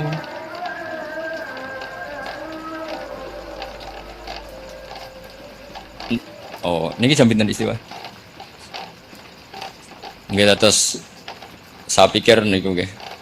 Kalau misalnya tadi ada tanya jawab, ya tanya jawab carane ngalim saja kan. Itu lebih realistis. Karena kalau sampean iskal, misalnya saya iskal dengan ini kan malah bingung kan. Kalau kamu terkenal pinter, iskal kita goblok ya. Nah wis pinter kok iskal gitu. Jadi saya niru ilmunya Abu Nawas. Abu Nawas tidak bisa pidato. Gak bisa pidato, suatu saat dipaksa pidato sama khalifah. Hei para hadirin, kamu pinter apa goblok? Lamre pinter, mau ngandani wong pinter, terus pinter kok ngandani gitu. Akhirnya hadirin itu kan karena seneng sama Abu Nawas itu seneng. Ya sudah Abu Nawas, kalau gitu kita goblok. Aku mau ngambil wong goblok. Akhirnya terus wassalamualaikum warahmatullahi wabarakatuh. Jadi itu Abu Nawas juga bisa pidato, tapi dia tahu saja caranya menyelesaikan masalah. Itu Abu Nawas jadi. Ya orangnya kacau tapi cerdas itu, makanya jadi guyonan. Sebenarnya Abu Nawas itu figur yang nyata, tapi tidak senaif yang diceritakan orang-orang di anekdot itu. Nah beliau itu orang soleh ketika era Harun ar-Rasyid. Tapi ya tadi karena banyak cerita yang macam-macam. Abu Nawas itu, makanya ini cerita anekdot. Jadi riwayatnya nggak jelas tapi lucunya jelas. Dia itu mangkel punya tetangga profesor ahli astronomi. Adiknya itu mau iso omong kok. Abu Nawas mau pinter molak-malik omong kan masyhur itu dia cerita. Hari Senin tanggal sekian lihat Abu Nawas di alun-alun mau terbang. Orang lihat semua itu Abu Nawas itu ya sudah di podium ya gitu-gitu. Kok nggak mau terbang-terbang? Ya mau itu ya tidak. Wassalamualaikum warahmatullahi wabarakatuh. Yang bilang Abu Nawas terbang siapa? Abu Nawas mau terbang. Yang namanya mau itu ya tidak.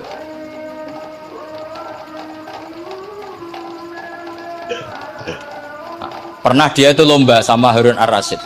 Siapa paling banyak pengunjung rumahnya di alun-alun. Harun ar-Rasyid bikin khemah, dia bikin khemah.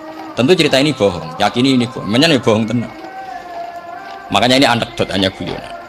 Harun ar-Rasyid karena dia raja itu ada apel, ada makanan macam-macam. Ya tentu pengunjungnya banyak. Batas akhir itu penilaian jam 12 malam. Abu Nawas tenang, satu pun nggak ada pengunjung, nggak ada makanan, nggak ada apa. Pas jam 12 rumahnya dia, kemahnya dibakar. Orang ke dia semua. Tit menang dia karena jumlahnya, bahkan Harun ar-Rasyid itu datang ke kemahnya dia karena lombanya kan pengumpulan massa terbanyak. Tit jam 12 Harun ar-Rasyid pikirannya santri ya guys, sugoi jajan nggak mesti teko, pikirannya gitu. Abu Nawas pikirannya beda, jenis ono kebakaran pasti datang. Wes dihitung biaya khemah sama hadiahnya banyak hadiah. Yang ahli falak ini punya ilmu yang rasional, yang pinter sekali. Dia ilmuwan bahwa bumi itu bulat-bulat. Nah, saya lagi tren meyakini bumi flat itu ya kacau nih.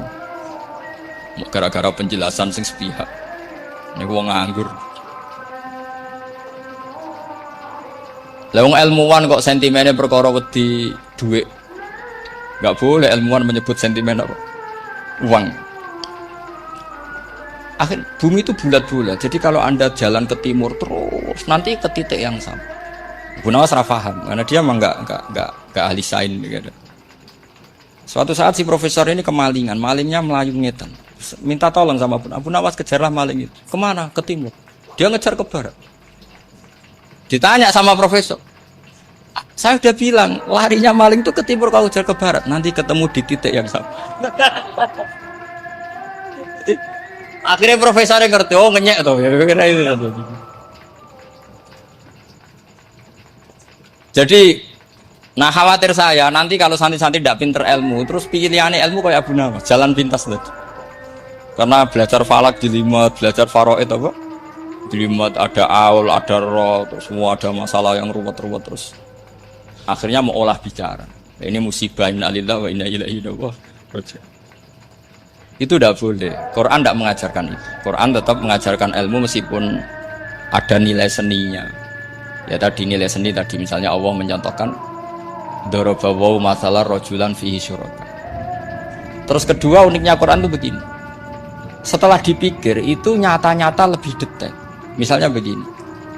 Ketika Allah mencontohkan ba'udah itu nyamuk. Itu orang-orang kafir itu bilang gini, ya Muhammad, Tuhan Anda kehilangan stok ilmiah. Sehingga contoh itu enggak yang dahsyat tapi sekedar nyamuk. Wong nyamuk kok digawe contoh. Mbok ya contoh itu dinosaurus, tak jerapah, tak apalah yang keren itu. Mosok contoh apa? Terus Allah menjelaskan innallaha la yastahi ayyadriban apa? Matsalam ma. Contoh apa saja? Apa saja itu ditafsiri ba'udatan fama fawqaha. Entah itu nyamuk, fama fawqaha atau yang di atasnya nyamuk. Maksudnya di atasnya itu fil killah atau fisilhor atau yang di atas nyamuk. Yang lebih kecil ketimbang. Sekarang saya contohkan kata Rasulullah, contoh yang kecil saja. Nggak usah bikin nyawa, nggak usah, itu terlalu mustahil. Seorang pemahat patung, kamu pesen, Pak, aku gak eno patung gajah, mesti muni sanggup. Tak muni, Pak, gak eno patung gajah, ukurannya ya semestinya gajah. Oke. Tapi Pak, aku gak eno patung nyamuk, ukurannya ya sak nyamuk. Kira-kira sanggup apa enggak? Artinya ketika Allah gawe nyamuk itu lebih sulit ketimbang gawe gajah apa lebih mudah? Lebih sulit. Karena nyamuk yang sudah kecil, dia punya alat kelamin terus seberapa juga. Alat kelaminnya juga tetap harus ada lubangnya terus seberapa. Temen saya malah ada yang cangkem elek bilang gini, lalu ya punya kuman, kumannya seberapa.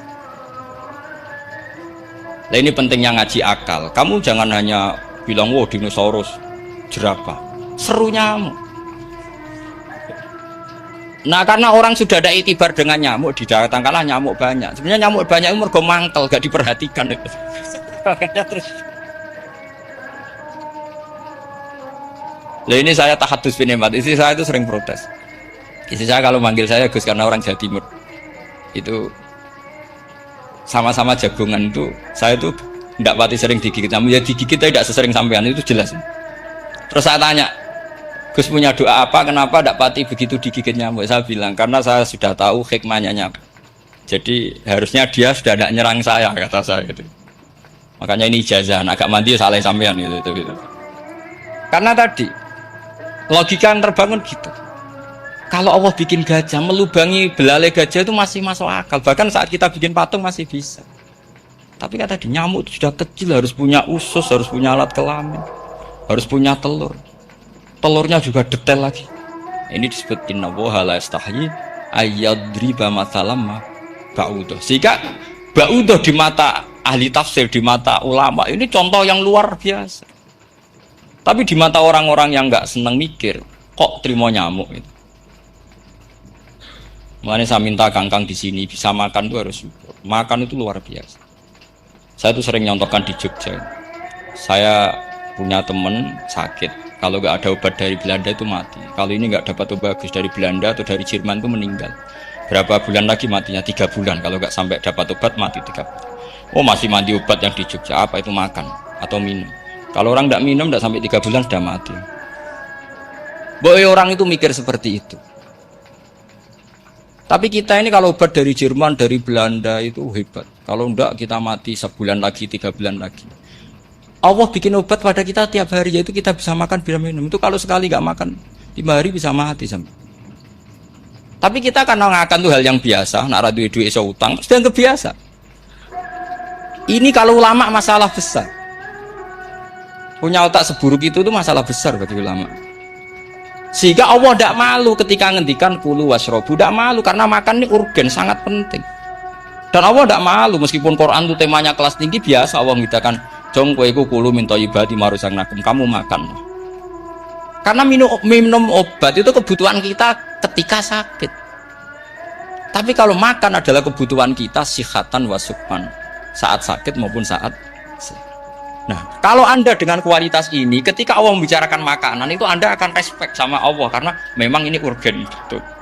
Tapi kalau Anda cara berpikir gini hanya cari goro ibal ilmu yang aneh yang seru, kamu baca ayat itu akan menjadi biasa-biasa saja. Dan itu masalah bagi mahabbah Anda pada Al-Qur'anul Karim. Ya saya kira demikian. Terus mungkin saya pikir tidak etis ya karena ini Jumat nanti. Sing biasa itikaf nanti terganggu. Nanti saya dianggap problem gitu. Ya kalau ada tanya jawab ya saya mohon tadi ya. Karena ini zaman akhir, saya memang butuh sekali. Kenapa saya mau datang? Satu, hormat Kiai Hanan. Dua, saya memang ingin banyak mufassir lagi. Jangan hanya lewat baca terjemah kemudian merasa menjadi ahli apa? Quran atau ahli tafsir, itu musibah besar. Masalah besar. Ya pokoknya saya mohon lah. Ya setidaknya gitu. Misalnya orang kafir. Kamu cari saja orang kafir. Ternyata ada yang harbi, ada yang dhimmi, ada yang mu'ahad, ada yang musta'man. Lalu dalam tarikh ada kafir Yahudi, kafir Nasrani, kafir ahli kitab. Kalau di fikih ada kafir yang lahum kitabun, ada yang tidak lahum kitab. Kalau yang lahum kitabun disebut ini kitabiah kholiso, yang tidak. Itu kan beda-beda di fikih. Boleh nikahnya ndak, hilu dhabihatihim atau tidak, itu kan detail sih. Makanya saya mohon ini latihan detail. Oke, sampean tetap ngaji, sering khatam itu bagus karena mengumpulkan semua ilmu. Tapi sampean harus menganalisis secara apa? Saya dulu ngaji Mbah Mun Muslim ya kilatan. Tapi saya ngapalkan sama Gus Subab. Gus Subab putranya Mbah Mun, dulu muridnya Said Muhammad. Saya itu tak pelajari lagi di rumah. Analisis lagi setelah besar sampai sekarang karena ya itu beda. Kita selalu Rabbi zidni apa? Ilmu. Misalnya begini contoh. Kita mungkin tahu maknanya ayat tertentu itu begini. Misalnya begini. Faqula lahu qawlan layyinan la'allahu yatadzakkaru aw yakhsha. Musa dan Harun, jika kamu datang ke Fir'aun, maka kalau ngomong, kalau dakwah itu qaulal layyinan, dengan dakwah yang halus. Nggih, qaulal layyinan. Ini bagi yang ekstremis harus baca dialek ini. Ini kisah nyata yang diceritakan Habib Zain bin Semit ketika ngarang Al-Manhajus Sawi. Juga diulang-ulang di beberapa kitab. Suatu saat ada ustadz, corong Jawa Kemelinti, datang ke Harun Ar-Rasyid. Harun Ar-Rasyid ini Banil Abbas, termasuk zuriyahnya Abdullah bin Abbas. Karena Harun Ar-Rasyid sebagai khalifah tentu salahnya banyak, namanya pejabat pasti salahnya. Meskipun kebaikannya juga baik, tapi salahnya juga banyak. Kalau kita kan tidak pejabat, salahnya tidak banyak, tapi prestasinya juga tidak banyak. Ya kan, misalnya ada tamu Raja Salman, katanya hormat tamu wajib, kamu kan tidak bisa hormat. Karena dia juga tidak mau dihormati kita kan. Nah terus si ustadz tadi datang begini. Saya itu masih hafal teksnya. Ya Amirul Mukminin, inni nasihun lak famusyaddidun alaika fala tajidanna ala nafsika fi nafsika aliyya syai'an. Saya ini mau nasihati Anda. Tapi saya maaf sekali karena nasihat saya ini kasar sekali. Musyaddid itu kasar, keras. Fala tajidanna fi nafsika aliyya syai'an. Saya mohon jangan dimasukkan hati lah. Makanya terjemah bebasnya jangan masukkan hati. Katanya Harun Rasyid langsung marah. Uskut ya jahil, kamu itu ustadz bodoh. Kamu tidak boleh keras sama saya. Dia masih bantah, saya keras sama Anda karena Anda salahnya banyak. Terus apa kata Harun Ar-Rasyid? Inna wa ta'ala qad arsala man huwa khairum minka ila man huwa syarrum minni. Wa ma'adzalika qala ta'ala faqula lahu qaulal layyinan. Allah mengutus orang yang jelas lebih baik ketimbang kamu, yaitu Musa dan Harun. Musa dengan ustadz ini baik mana? Tidak, sama jawab saja. Baik Nabi Musa kan? Ilaman huwa syarrun minni. Fir'aun dengan Harun Ar-Rasyid buruk mana? Buruk Fir'aun. Itu saja masih dengan etika faqula lahu qaulal layyinan. Musa dan Harun kamu harus sopan. Tidak wae Fir'aun wajib sopan, tidak wae aku ora sopan. Nah ini sudah iktibar dari terjemah netral atau terjemah yang datar bahwa Allah ngutus Musa dan Harun ke Fir'aun dan Musa dan Harun diharuskan qaulal layyinan. Tapi menjadi energi mafhum yang luar biasa. Nak dakwai Fir'aun wae qaulan layyinan, apa maneh dakwai podo-podo mukmin. Makanya kata Harun Rasyid, uskut ya jahil. Inna wa ta'ala qad arsala man huwa khairum minka ila man huwa syarrun minni. Wa ma'adzalika qala ta'ala faqula lahu qaulal layyin. Ya saya kira demikian, saya kembalikan ke moderator.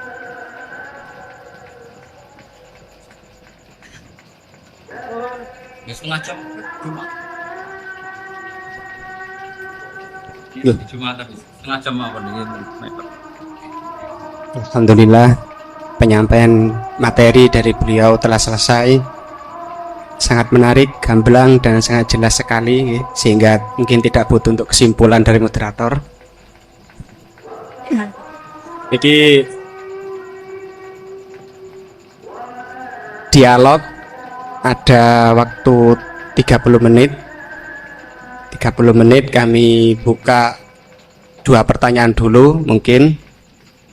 yang dari depan ada mic, monggo diparing nih. Niki Bapak Majroh nih. Satu orang satu pertanyaan Pak nggih.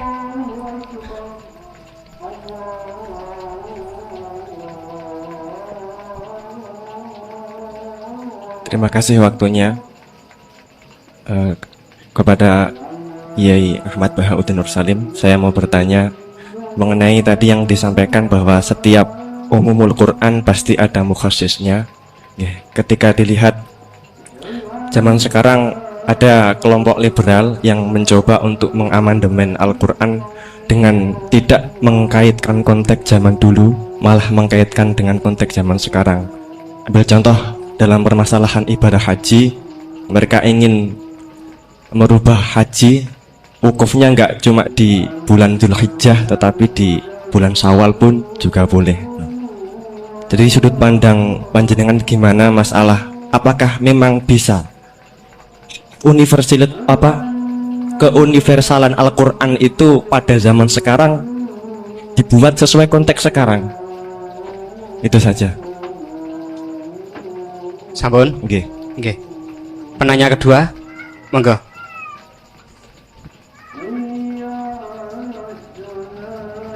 Assalamualaikum warahmatullahi wabarakatuh. Waalaikumsalam. Dumateng Yai, ini ada pertanyaan tentang penafsiran Al-Quran berdasarkan ilmu sains.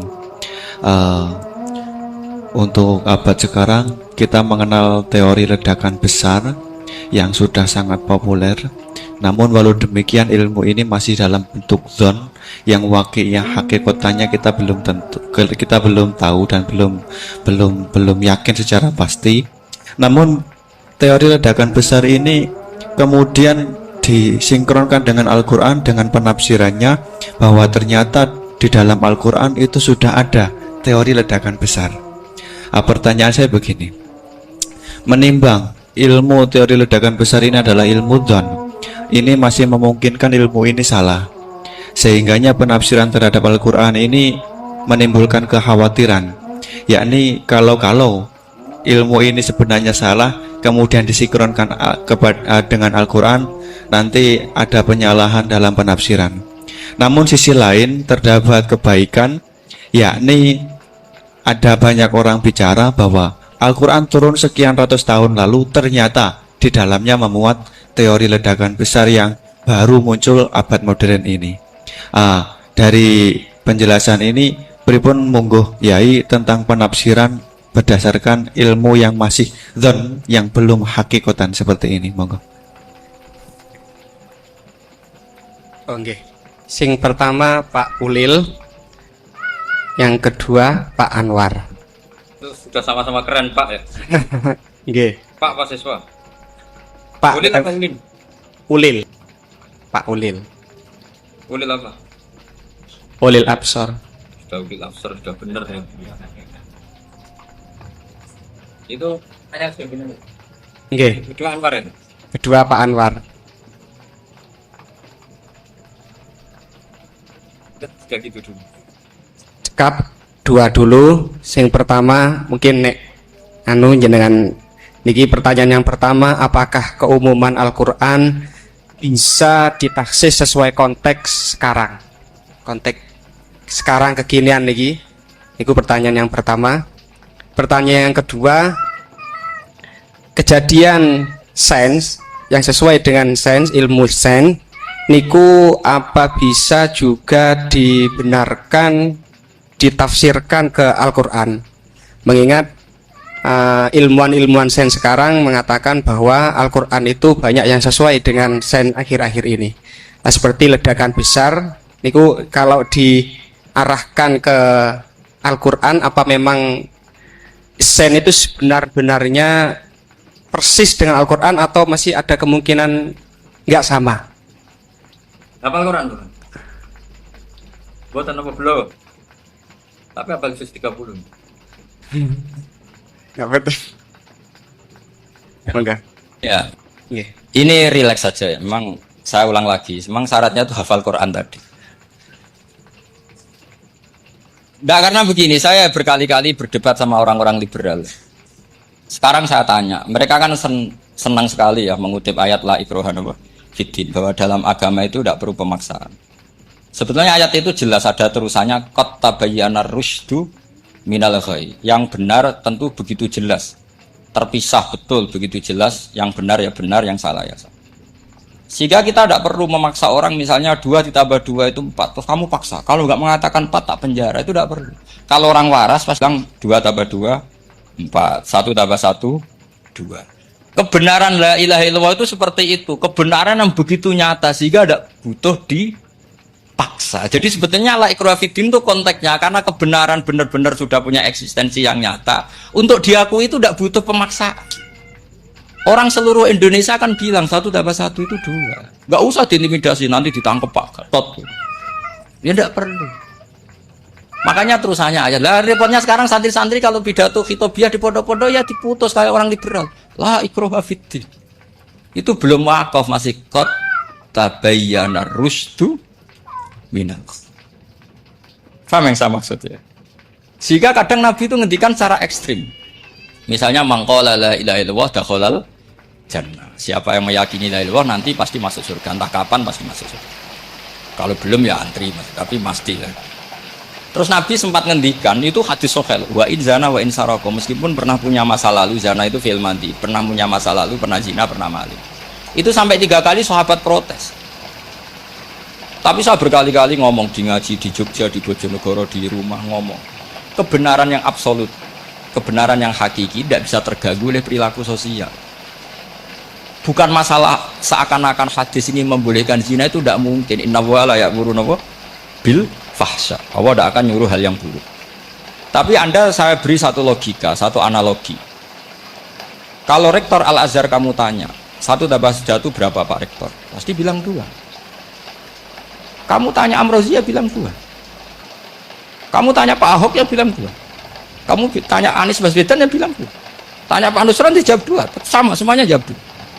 Karena kebenaran hakiki pasti absolut. Sekarang misalnya gini, ada ronte dari Hulu Doli misalnya. Kamu tanya, Mbak, 1 tambah 1 itu berapa? Pasti bilang 2. Jangan kamu mentang-mentang imam masjid. Saya tak jawab 3, saya kan imam masjid. Masa sama dengan lonte? Tidak bisa, kebenaran absolut itu pasti sama. Mbok rektor Al-Azhar sama siapapun ya jawabnya. Paham yang saya maksud? Sebab itu kadang Nabi ngendikan wa'in itu la ilaha illallah itu kebenaran absolut, lebih absolut dibanding 1 ditambah 1. Sehingga kebenaran absolut la ilaha illallah itu nggak bisa terganggu oleh apapun. Paham ya maksud? Nah itu maksud qad tabayyana rusydu minal. Kita tanya rival politik. Pak Jokowi kamu tanya 1 tambah 1 ya 2. Pak Prabowo ya bilang bukan karena rival politik. Tadi Pak Jokowi jawab berapa? 2. Ya udahlah 4. Tidak ada seperti itu. Itu sebut qad tabayyana rusydu.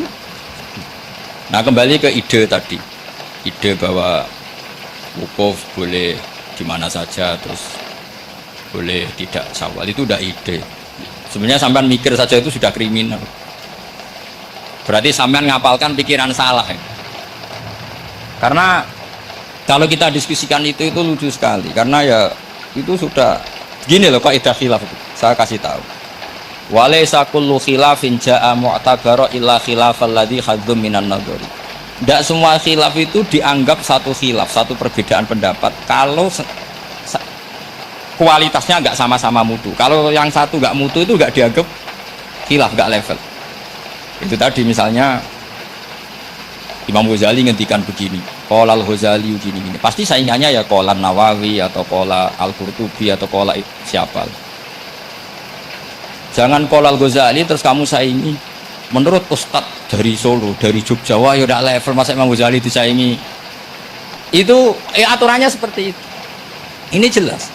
Rasulullah sendiri yang ngendikan al-hajju arafah, bahwa syarat sahnya haji adalah wukuf, dan Nabi menyebut. Tentu kita tidak pernah memperbandingkan apa yang disabdakan Nabi dengan yang jadi pikiran mereka. Kalau mereka alasannya karena orang bergumul di situ, di Mina, di Arafah, gara-gara waktunya sama, titiknya sama, terus terjadi kematian gini. Apa yang nggak wukuf di Arafah itu hidup semua. Itu kan kayak dalilnya orang rokok. Rokok mari cepat mati. Oh, sing ora rokok ya mati. Orang-orang jil juga mati. Orang-orang liberal yang pikirannya katanya ingin menyelamatkan kehidupan juga pada akhirnya mereka mendingan mati di Arafah keren di tanah suci. Bodoh usah begitu. Sebenarnya begini loh. Mereka itu menjadi salah karena nggak mau ngaji fikih secara serius. Saya itu memang menyesal sekali ya. Kenapa sih orang wukuf itu kok dungani suwi barbar itu memang sakinian. Gue dungo itu yakin pangeran apian sediluk itu tetap dituruti. Gitu aja gak usah lama-lama. Ya kata hikam kan gitu. Ngelingno pangeran ojo suwi-suwi. Sing perlu dielingno sing iso lali. Pangeran iso lali kok amen mbok elingno wae kan gitu cara madzhab hikam. Makanya kata madzhab hikam kan gitu. Wa inna ma yunabbahu man yajuzu alaihil ikhfal. Yang boleh diingatkan yang mungkin lupa. Tapi kalau masih ingat ya sudah tidak usah diingatkan lagi. Doa itu sekali saja. Saya ini termasuk korban kitab hikam. Loh, saya itu berkali-kali ke Mekah. Itu saya kalau dongo itu pertama di Multazam berdoa. Itu saya sebagai santri. Ya pas di Multazam ingin berdoa lagi. Tapi mesti spontan itu ingat hikam. Yang boleh diingatkan yang mungkin lupa. Akhirnya bilang ya sudah tadi Gusti ya gitu dong. Di putaran ketiga bilang tadi loh Gusti ya gitu terus. Karena memang saya malu mengingatkan zat yang nggak mungkin lupa. Tapi sampean jangan ikut saya, ini kriminal. Ini termasuk sisi-sisi kriminal ilmu saya. Tapi ilmunya ada, sampean cari di hikam. Wa inna ma yunabbahu man yajuzu alaihil ikhfa. Yang boleh diingatkan yang potensi. Mungkin Anda punya dalih, wah aku dongo mau nunjuk butuh Gus, tapi rakemin disembadani. Ya alhamdulillah aku yang ngono. Tapi tak pikir makom sampean tidak seperti itu, tetap kepengen disembadani. Lalu pertanyaannya kemudian, kalau kita ngikuti fikih, sebetulnya nggak perlu menumpuk di Arafah. Sama cari di takrib, di mu'in, di semua bab fikih. Wukuf di Arafah itu sah dan nggak perlu muksun. Walau mutarodidan, meskipun hanya jalan-jalan. Bahkan di Fathul Mu'in diberi walau lagi, walau fitolabi abidin. Moro Arafah, golek duit ceblok atau golek apa, ini ya wis sah. Lu andai kan semua melakukan itu mau nge-shift muter saja kan selesai kan. Mari terus dodongkrok di situ lama-lama. Iya enggak? Zaman Fathul Mu'in dihentikan walau mutarodidan, lewat tok itu sudah sah. Bahkan walau fitolabi abidin meskipun tidak punya niat wukuf. Pokoknya ke situ, ya sudah nyari-nyari apa. Sing mari menumpuk gara-gara semua itu ingin ideal. Wah mumpung di Arafah, ngentekno Tegal, ngentekno sawah, wah sudah. Makanya kalau haji itu sama orang yang ngedol Tegal mesti seru, wah itu nangis. Haji be orang alim atau orang KBIH gak iso nangis karena malah badi kan dia kan gak pati iso nangis mesti. Nah ini kan, nah ini penting saya utarakan. Jadi andikan orang itu ya haji kayak orang-orang alim. Setahu saya orang-orang alim kalau haji ya biasa saja. Sekadarnya karena ya dia tahu ini masalah karena nanti ganggu yang lain sekadar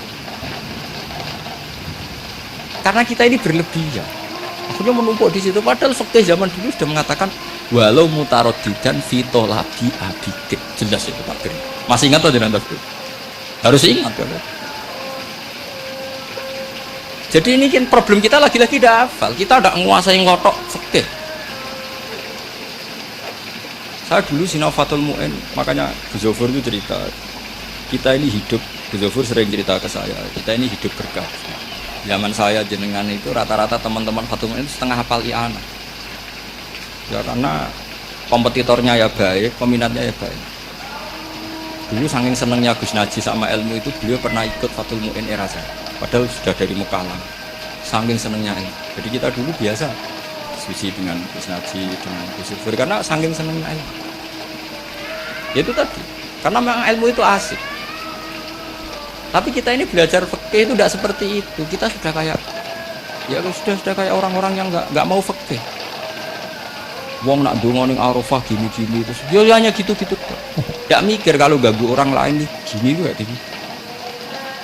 Itu satu. Jadi menurut saya, sampai jangan pernah terlintas bahwa pendapat jil atau apa saja itu pendapat walaysa kullu khilafin ja'a mu'tabaro illa khilafal ladzi hadzu minan nadhari. Tidak semua khilaf itu kita hitung khilaf kecuali yang kualitasnya, kecuali begini kualitasnya agak sama. Misalnya sholat jenazah, sholat jenazah itu trennya kan mayit di depan terus imamnya itu di belakang. Nah itu boleh, ada ulama yang mengatakan nggak apa-apa. Sholat jenazahnya di depan, mayat imamnya di jenazahnya di belakang, imamnya di. Meskipun itu tidak lazim, tapi masih masuk akal. Itu tadi fa'innal janazah laisat bimanzilatil imam. Piye jenazah ora imam wajib kok ngarep. Alasannya apa? Loh itu udah orang liberal, itu kitab Makhalil. Kaul awal jenazah harus di depan, kaul sani tidak harus. Piye jenazah itu tidak imam. Coba alasannya di depan apa? Dia ada imam. Kalau seperti itu masih khilaf karena sama-sama ulama. Dan khilaf ini dipraktekkan, tapi jangan di sini tuh ya, ini jadi fitnah. Saman tak cerita nih, saman kalau haji itu tiap ba'dal maktubah ada sholat jenazah enggak? Enggak, saman jawab saja. Yang pernah haji, tiap maktubah kan ada sholat jenazah. Itu jenazahnya di depan apa di kamar mayat? Itu bukan goib loh, orangnya masih belum dikubur. Enggak, saman jawab saja. Di kamar mayat, enggak semuanya dibawa ke depan. Artinya ada konteks tertentu, mungkin kaul itu yono gunane dalam konteks Mekah karena orangnya banyak, sibuk, prakober gawa napa? Jenazah. Tapi dalam konteks Indonesia ya suul adab. Wong keren pisan kok ngarepe kok ora oleh gitu. Jadi maksud. Ya kalau kiai kan biasa kok ngarep keren. Misalnya jenazah wong awam kesempatan sak ngarepe kiai yo pas mati kowe kok ora oleh gitu. Jadi cara kula itu kan. Iya misalnya orang awam goblok mati, jenazah dah kok nggak guri, jadi yo apa jadi ngarepe kiai pisan kok ora oleh gitu loh, jadi merasa itu. Tapi kalau kamu mengatakan ini fardu ain, kalau nggak di depan nggak salah, alasan anda apa? Ini tuh udah imam. Yang wajib di depan kita ini kalau imam. Nah seperti itu khilaf, ini cerita khilaf. Mutu, alasannya sama-sama mutu. Koilnya yang punya pendapat ya sama-sama mutu karena diceritakan kita mahal dan dipraktekkan di Arab Saudi, yaitu banyak jenazah di kamar mayat tetap sholat apa? Jenazah goib. Itu pernah saya praktekkan, tapi sekali itu saja, mungkin tidak terulang. Pas kemarin Banafe Hajin, Banafe itu dekat jenazah itu tidak mungkin, banyak sekali gak sholat itu bengi-bengi tak ini nganti jam loro. Dan saya akrab sama beliau, sering guyon sama saya. Sebelum meninggal tuh berkali-kali ya, masih keluarga sama saya, jadi sering guyon. Dulu sering guyon sama saya. Enggak, kesoben tenanan. Ini sering ngandani saya. Saya nggak ngira kalau mau wafat. Akhirnya saya itu ke masjid sama anak saya namanya Hasan. Aku nyelati bana. Pak kok nggak di depannya? Ya sudah, ini darurat. Karena nggak mungkin mendekat beliau. Jadi ya itu tadi buktinya sholat goib juga. Misalnya orang Kediri boleh nggak nyolati orang yang mati di NTT yang lebih timur, boleh nggak? Boleh, padahal mayatnya di belakang. Nah memang nggak imam. Nah kalau seperti itu khilaf, ini cerita kalau seperti itu khilaf, meskipun agak-agak kontroversi tapi kualitasnya masih waras lah, masih bagus.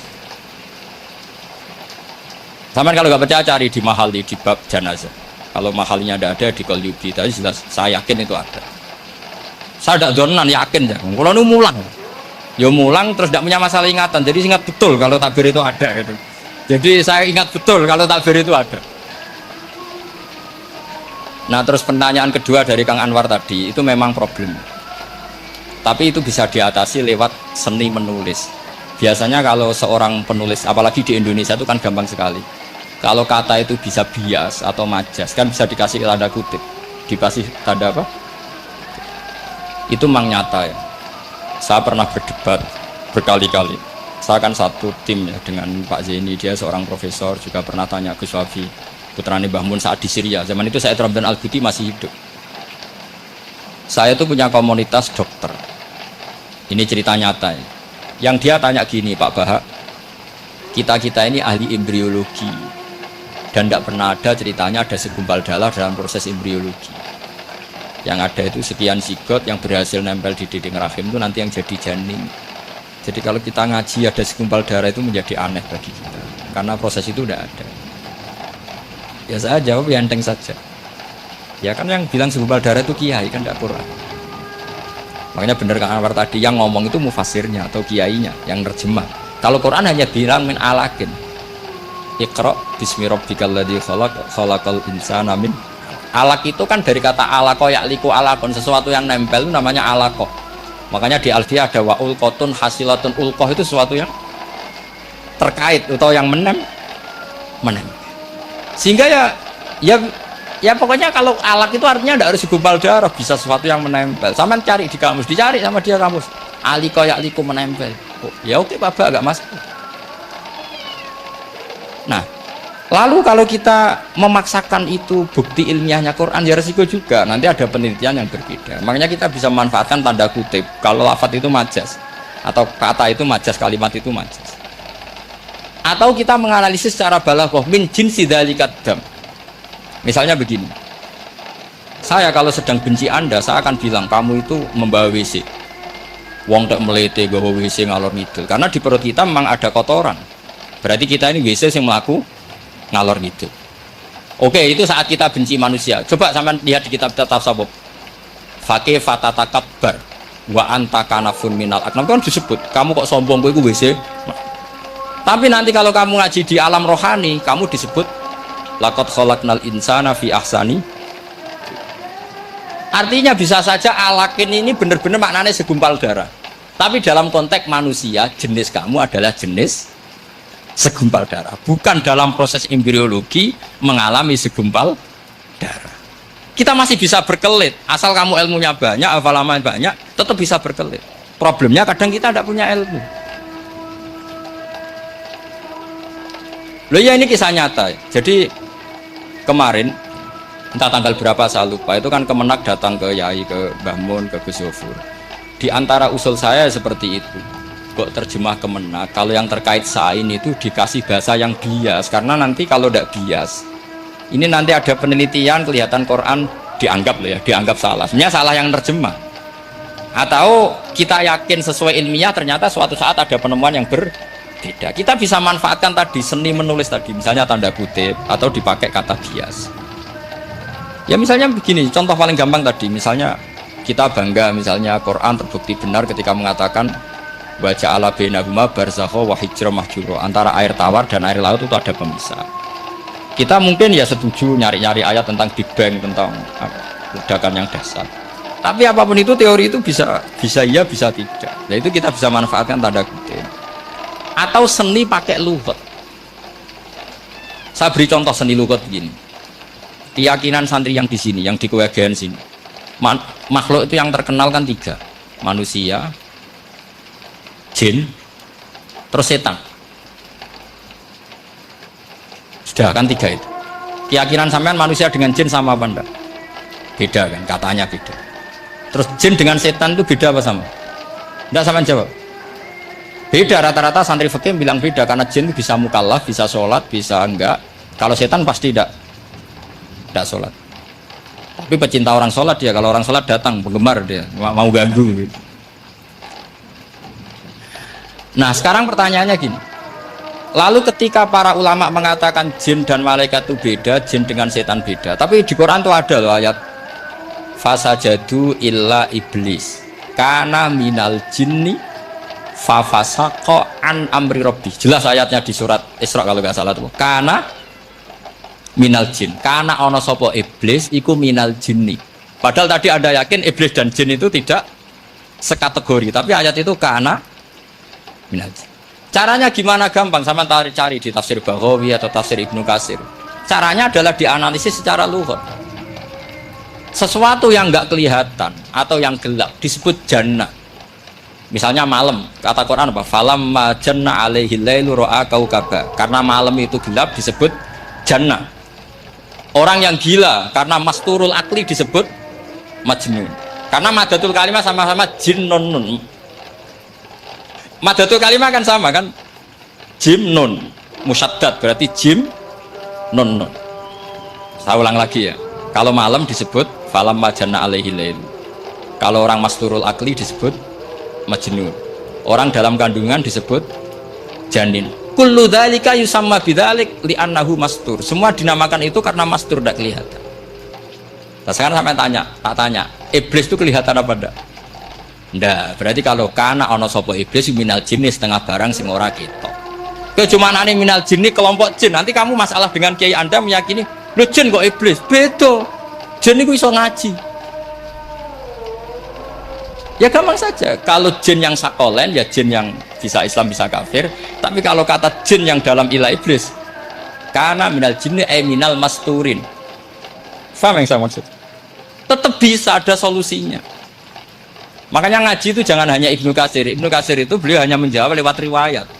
Beliau jarang bermain di lafadz. Tapi kalau sampean ngaji kayak tafsir Baghawi, kayak tafsir apa itu? Subhanallah. Ya Baghawi terus Bedawi. Itu nganalisnya sering pakai lafadz dan itu menjadi mudah. Misalnya lagi begini. Salat kita ini ya salat yang muftatahatun bitakbir, muftatamatun bitaslim. Tapi kita secara lughat jelas as-salat lughatan ad-du'a. Dan ada lafadz di Quran yang nggak mungkin kita maknani salat itu dengan makna salat yang mustalah alaihim tal fuqaha, yaitu di ayat khud min amwalihim shadaqatan tutahhiruhum wa tuzakkihim biha wa sholli alaihim inna sholataka sakanullah. Muhammad, kalau ada orang zakat ke kamu, sholli alaihim, kamu harus mensolati mereka. Wong cek urip kok di solati, pasti maknane sholli ai utulahum, kamu mendo. Terus inna sholataka sakanulahum ai du'auka sakanulahum, doa kamu membuat mereka Faham sih Mas? Lagi-lagi kita, kalau Anda janggal secara ilmiah, ya sama seperti misalnya katanya bumi menurut Quran itu diciptakan dalam masa 6 hari. Padahal menurut teori Big Bang sekian juta tahun. Lo yaumin itu maknanya tidak harus 24 jam. Kullahinin bisa disebut kullah yaumin. Buktinya ayat yas'aluhu man fis samawati wal ard kulla yaumin huwa fi sya'an. Apa Allah memutus sesuatu nunggu 24 jam? Kullahinin wa kulla waqtin huwa fi sya'an. Makanya di terjemahan UII termasuk saya usul fi sittati ayam itu dalam 6 masa. Karena kalau orang bilang hari, asumsinya itu 24 jam kali 6. Itu masih bisa, masih meskipun mungkin seperti itu, tapi ya mungkin tidak. Tapi kita masih bisa bermain kata gini, ku dinetralisir. Yaum maknanya khin. Napa maknanya napa? Khin. Kayak di apa? Yas'aluhu man fis samawati wal ardi kulla yaumin huwa fisa. Kayak di ayat lagi, limanil mulkul yaum. Allah tanya itu ketika di akhirat apa di dunia? Tidak, sama jawab. Di akhirat. Ketika nanti di akhirat Allah tanya, liman iku kedue sopo al mulku te kerajaan al yauma. Limanil mulkul yaum lillahil wahidil. Fa inna fil akhirah laisa hunaka yaumun wala hunaka sa'a wala hunaka misalnya arbaun wa isruna sa. Di akhirat tidak ada 24 jam. Istilahnya Allah ya limanil mulkul yaum. Paham sih kalau maksud? Jadi lagi-lagi syaratnya hafal. Nah, jadi artinya lafadz yaum dipakai di Quran berapa kali? Konteksnya apa saja? Ya saya kira demikian. Mungkin kita anggap cekap ya, karena tadi apa? Ini Jumatan, terus tak pikir tanya itu ya saya yang tanya. Itu tadi. Ya nggak apa-apa kalau masih ada yang tanya, tapi saya pikir ya itu tadi lah. Yang saya utarakan saya kira cukup. Kalau ingin alim memang syaratnya harus hafal banyak. Ya kalau ndak ya itu tadi, harus orang sudah ndak ada semua, terus tinggal kita yang hidup itu pasti kita alim sendiri itu. Ya pilihannya hanya itu. Tapi kalau ingin kompetisi masih gampang lah. Di Kediri banyak orang alim, di Rembang banyak, kan bisa. Cara Imam Bukhari al-luqi wal mu'asyarah, bisa sering ketemu lewat ngaji kilatan atau ngaji. Karena kiai banyak, ada yang kiai fanatik khatam kilatan di sarang ya banyak. Kados kisah itu ngaji kudu khatam itu barokah, kan pernah mendengar. Ada kiai yang senangannya yang penting faham, ada kiai yang telah nasibnya baik ya faham ya khatam. Itu ada santri macam-macam, sementing khatam, kalau yang penting faham, yang penting ya penting untuk barokah. Terus repot aja gitu, repot tes. Tapi yang penting itu saya mohon lah, kalau orang lain tahu Quran lewat terjemah, kita kalau bisa jangan. Kita ini ngaji Jalalain, ngaji tafsir Sawi, ngaji macam-macam. Saya itu kalau sinau tafsir itu tak ulang-ulang. Saya itu sampai lupa khatam Jalalain berapa kali itu sampai lupa. Karena itu tadi, setiap saya baca pasti nanti analisisnya beda. Tadi misalnya u'budu rabbakum. Kalau dalam konteks orang kafir jelas wahidu rabbakum, karena mereka masih melakukan isyrak. Tapi kalau orang Islam dibilang cong kamu ibadah, dawimu alal ibadah, karena sudah Islam. Itu Imam Suyuti tidak konsisten. Nggak konsistennya karena beliau orang alim. Ya Yohanes kadang ditafsiri ahla Makkah. Memang saat itu konteksnya Makkah. Tapi dalam konteks Islam tentu wama arsalna ka ila kafatal lidasi basyiro. Itu kan ulama. Kalau ingat asbabun nuzul ya Yohanes jelas ahla Makkah. Tapi kalau ingat umumul Quran nas ya kulan bukan harus ahla apa? Makkah. Makanya ada fi tafsirin qala ahla Makkah. Wa fi tafsirin akhar dia bilang ayyan nas. Ini yang mengulang-ulang akan paham karena konteksnya apa? Beda. Lagi-lagi ya tadi harus hafal. Ayuhan nas dipakai Quran berapa kali? Konteksnya apa saja? Makanya Ibnu Abbas ketika ditanya bagaimana perbedaan ayat Makkiyah dan Madaniyah, beliau enteng jawab. Biasanya kalau surat Makkiyah dimulai ya ayuhan nas karena mereka zaman itu masih kafir belum berstatus mukmin. Kalau di Madinah rata-rata khitab sudah ya ayyuhalladzina amanu karena di Madinah mayoritas sudah mukmin. Tetap memanfaatkan proses dialek dan itu mudah. Memang kalau kita neliti terus mudah. Maknanya mudah itu tidak sulit. Ya memang Nabi begitu. Loh sampean kalau hafal hadis nanti akan ngomong seperti saya. Ya itu otomatis. Misalnya begini, Nabi itu ditanya, "Ya Rasulullah, dulani ala amalin gini-gini terus terakhir dia ya yudkhilunil jannah yang bisa masukkan saya ke surga." Nabi jawabnya itu, "Inna dzalika yasir." Itu gampang. Tapi terusannya yang enggak nguati, alaman yassarahu. Oh, itu gampang dong bagi wong sing digampangno pangeran. Orang kata Nabi, "Wah, ini sulit. Enggak semua orang masuk surga." Nabi jawabnya, "Inna dzalika yasir." Itu gampang. Tapi terusannya alaman yassarahu. Iya makanya Quran adatnya ya gitu. Inna dzalika 'ala Allahi yasir. Ya itu gampang. Bukan berarti kita nyepelek ndak, memang dia itu tadi. Sesuatu sulit itu kalau kita tidak tahu rumusnya, kita tahu, cuma tidak mau. Sampean tahu kalau rumusnya ingin alim tafsir harus hafal Quran, hafal hadis, pernah ngaji etkon, ngaji ini, tahu, tapi kan nggak mau. Akhirnya mau takut, tok, carane ngalim piye Gus? Aslinya ngerti, nak carane iku ngerti. Geleme sing raga. Nah, itu kan gitu. Ini kebetulan kenyek kan ngomong fakta biasa mawon, betul kenyek. Ya seperti kamu mau ke Jakarta kan jauh, tapi tetap gampang caranya beli tiket gini-gini ya kan. Ya kalau ingin alim tafsir satu hafal Quran, dua minimal setengah hafal Jalalain. Nanti kalau Jalalain janggal, kamu ngaji Sawi karena banyak juga Jalalain yang diprotes sama Imam Sawi, dikritik itu kan wajar ya. Sarah itu biasanya membenarkan yang di matan ada masalah. Takrib kurang barokah, ya ada beberapa yang dibenarkan Sarah. Kayak takrib ngendikan mabit bimina sunat apa wajib kalau di kitab Fathul Qorib. Sunat, di Sarah dibenarkan kalau yang benar itu wajib. Takrib bilang sholat jamaah itu sunat muakkadah, di Sarah dibenarkan itu fardu kifayah. Ya sama di Jalalain kadang ada masalah seperti itu. Imam Suyuti meyakini satu hal, sama Sarah dibenarkan. Makanya ya Jalalain ya Sawi. Nanti setelah itu khatam semua, belajar tafsir Baghawi. Nanti kan alim sendiri. Apalagi di desa kamu tidak ada orang alim, wah hebat.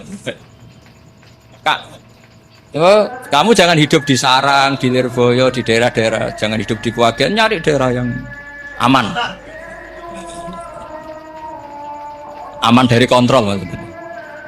Tapi yang jelas itu jawab dulu mudah.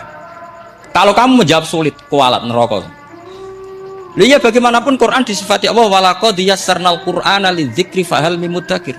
Makanya saya tadi ngomong, kalau Anda hafal seperti saya, pasti cara ngomong kayak saya. Kita mau ngomong Quran sulit tidak mungkin. Kita ini ingat kalau Allah mensifati Quran walaqad yassarnal Qur'ana.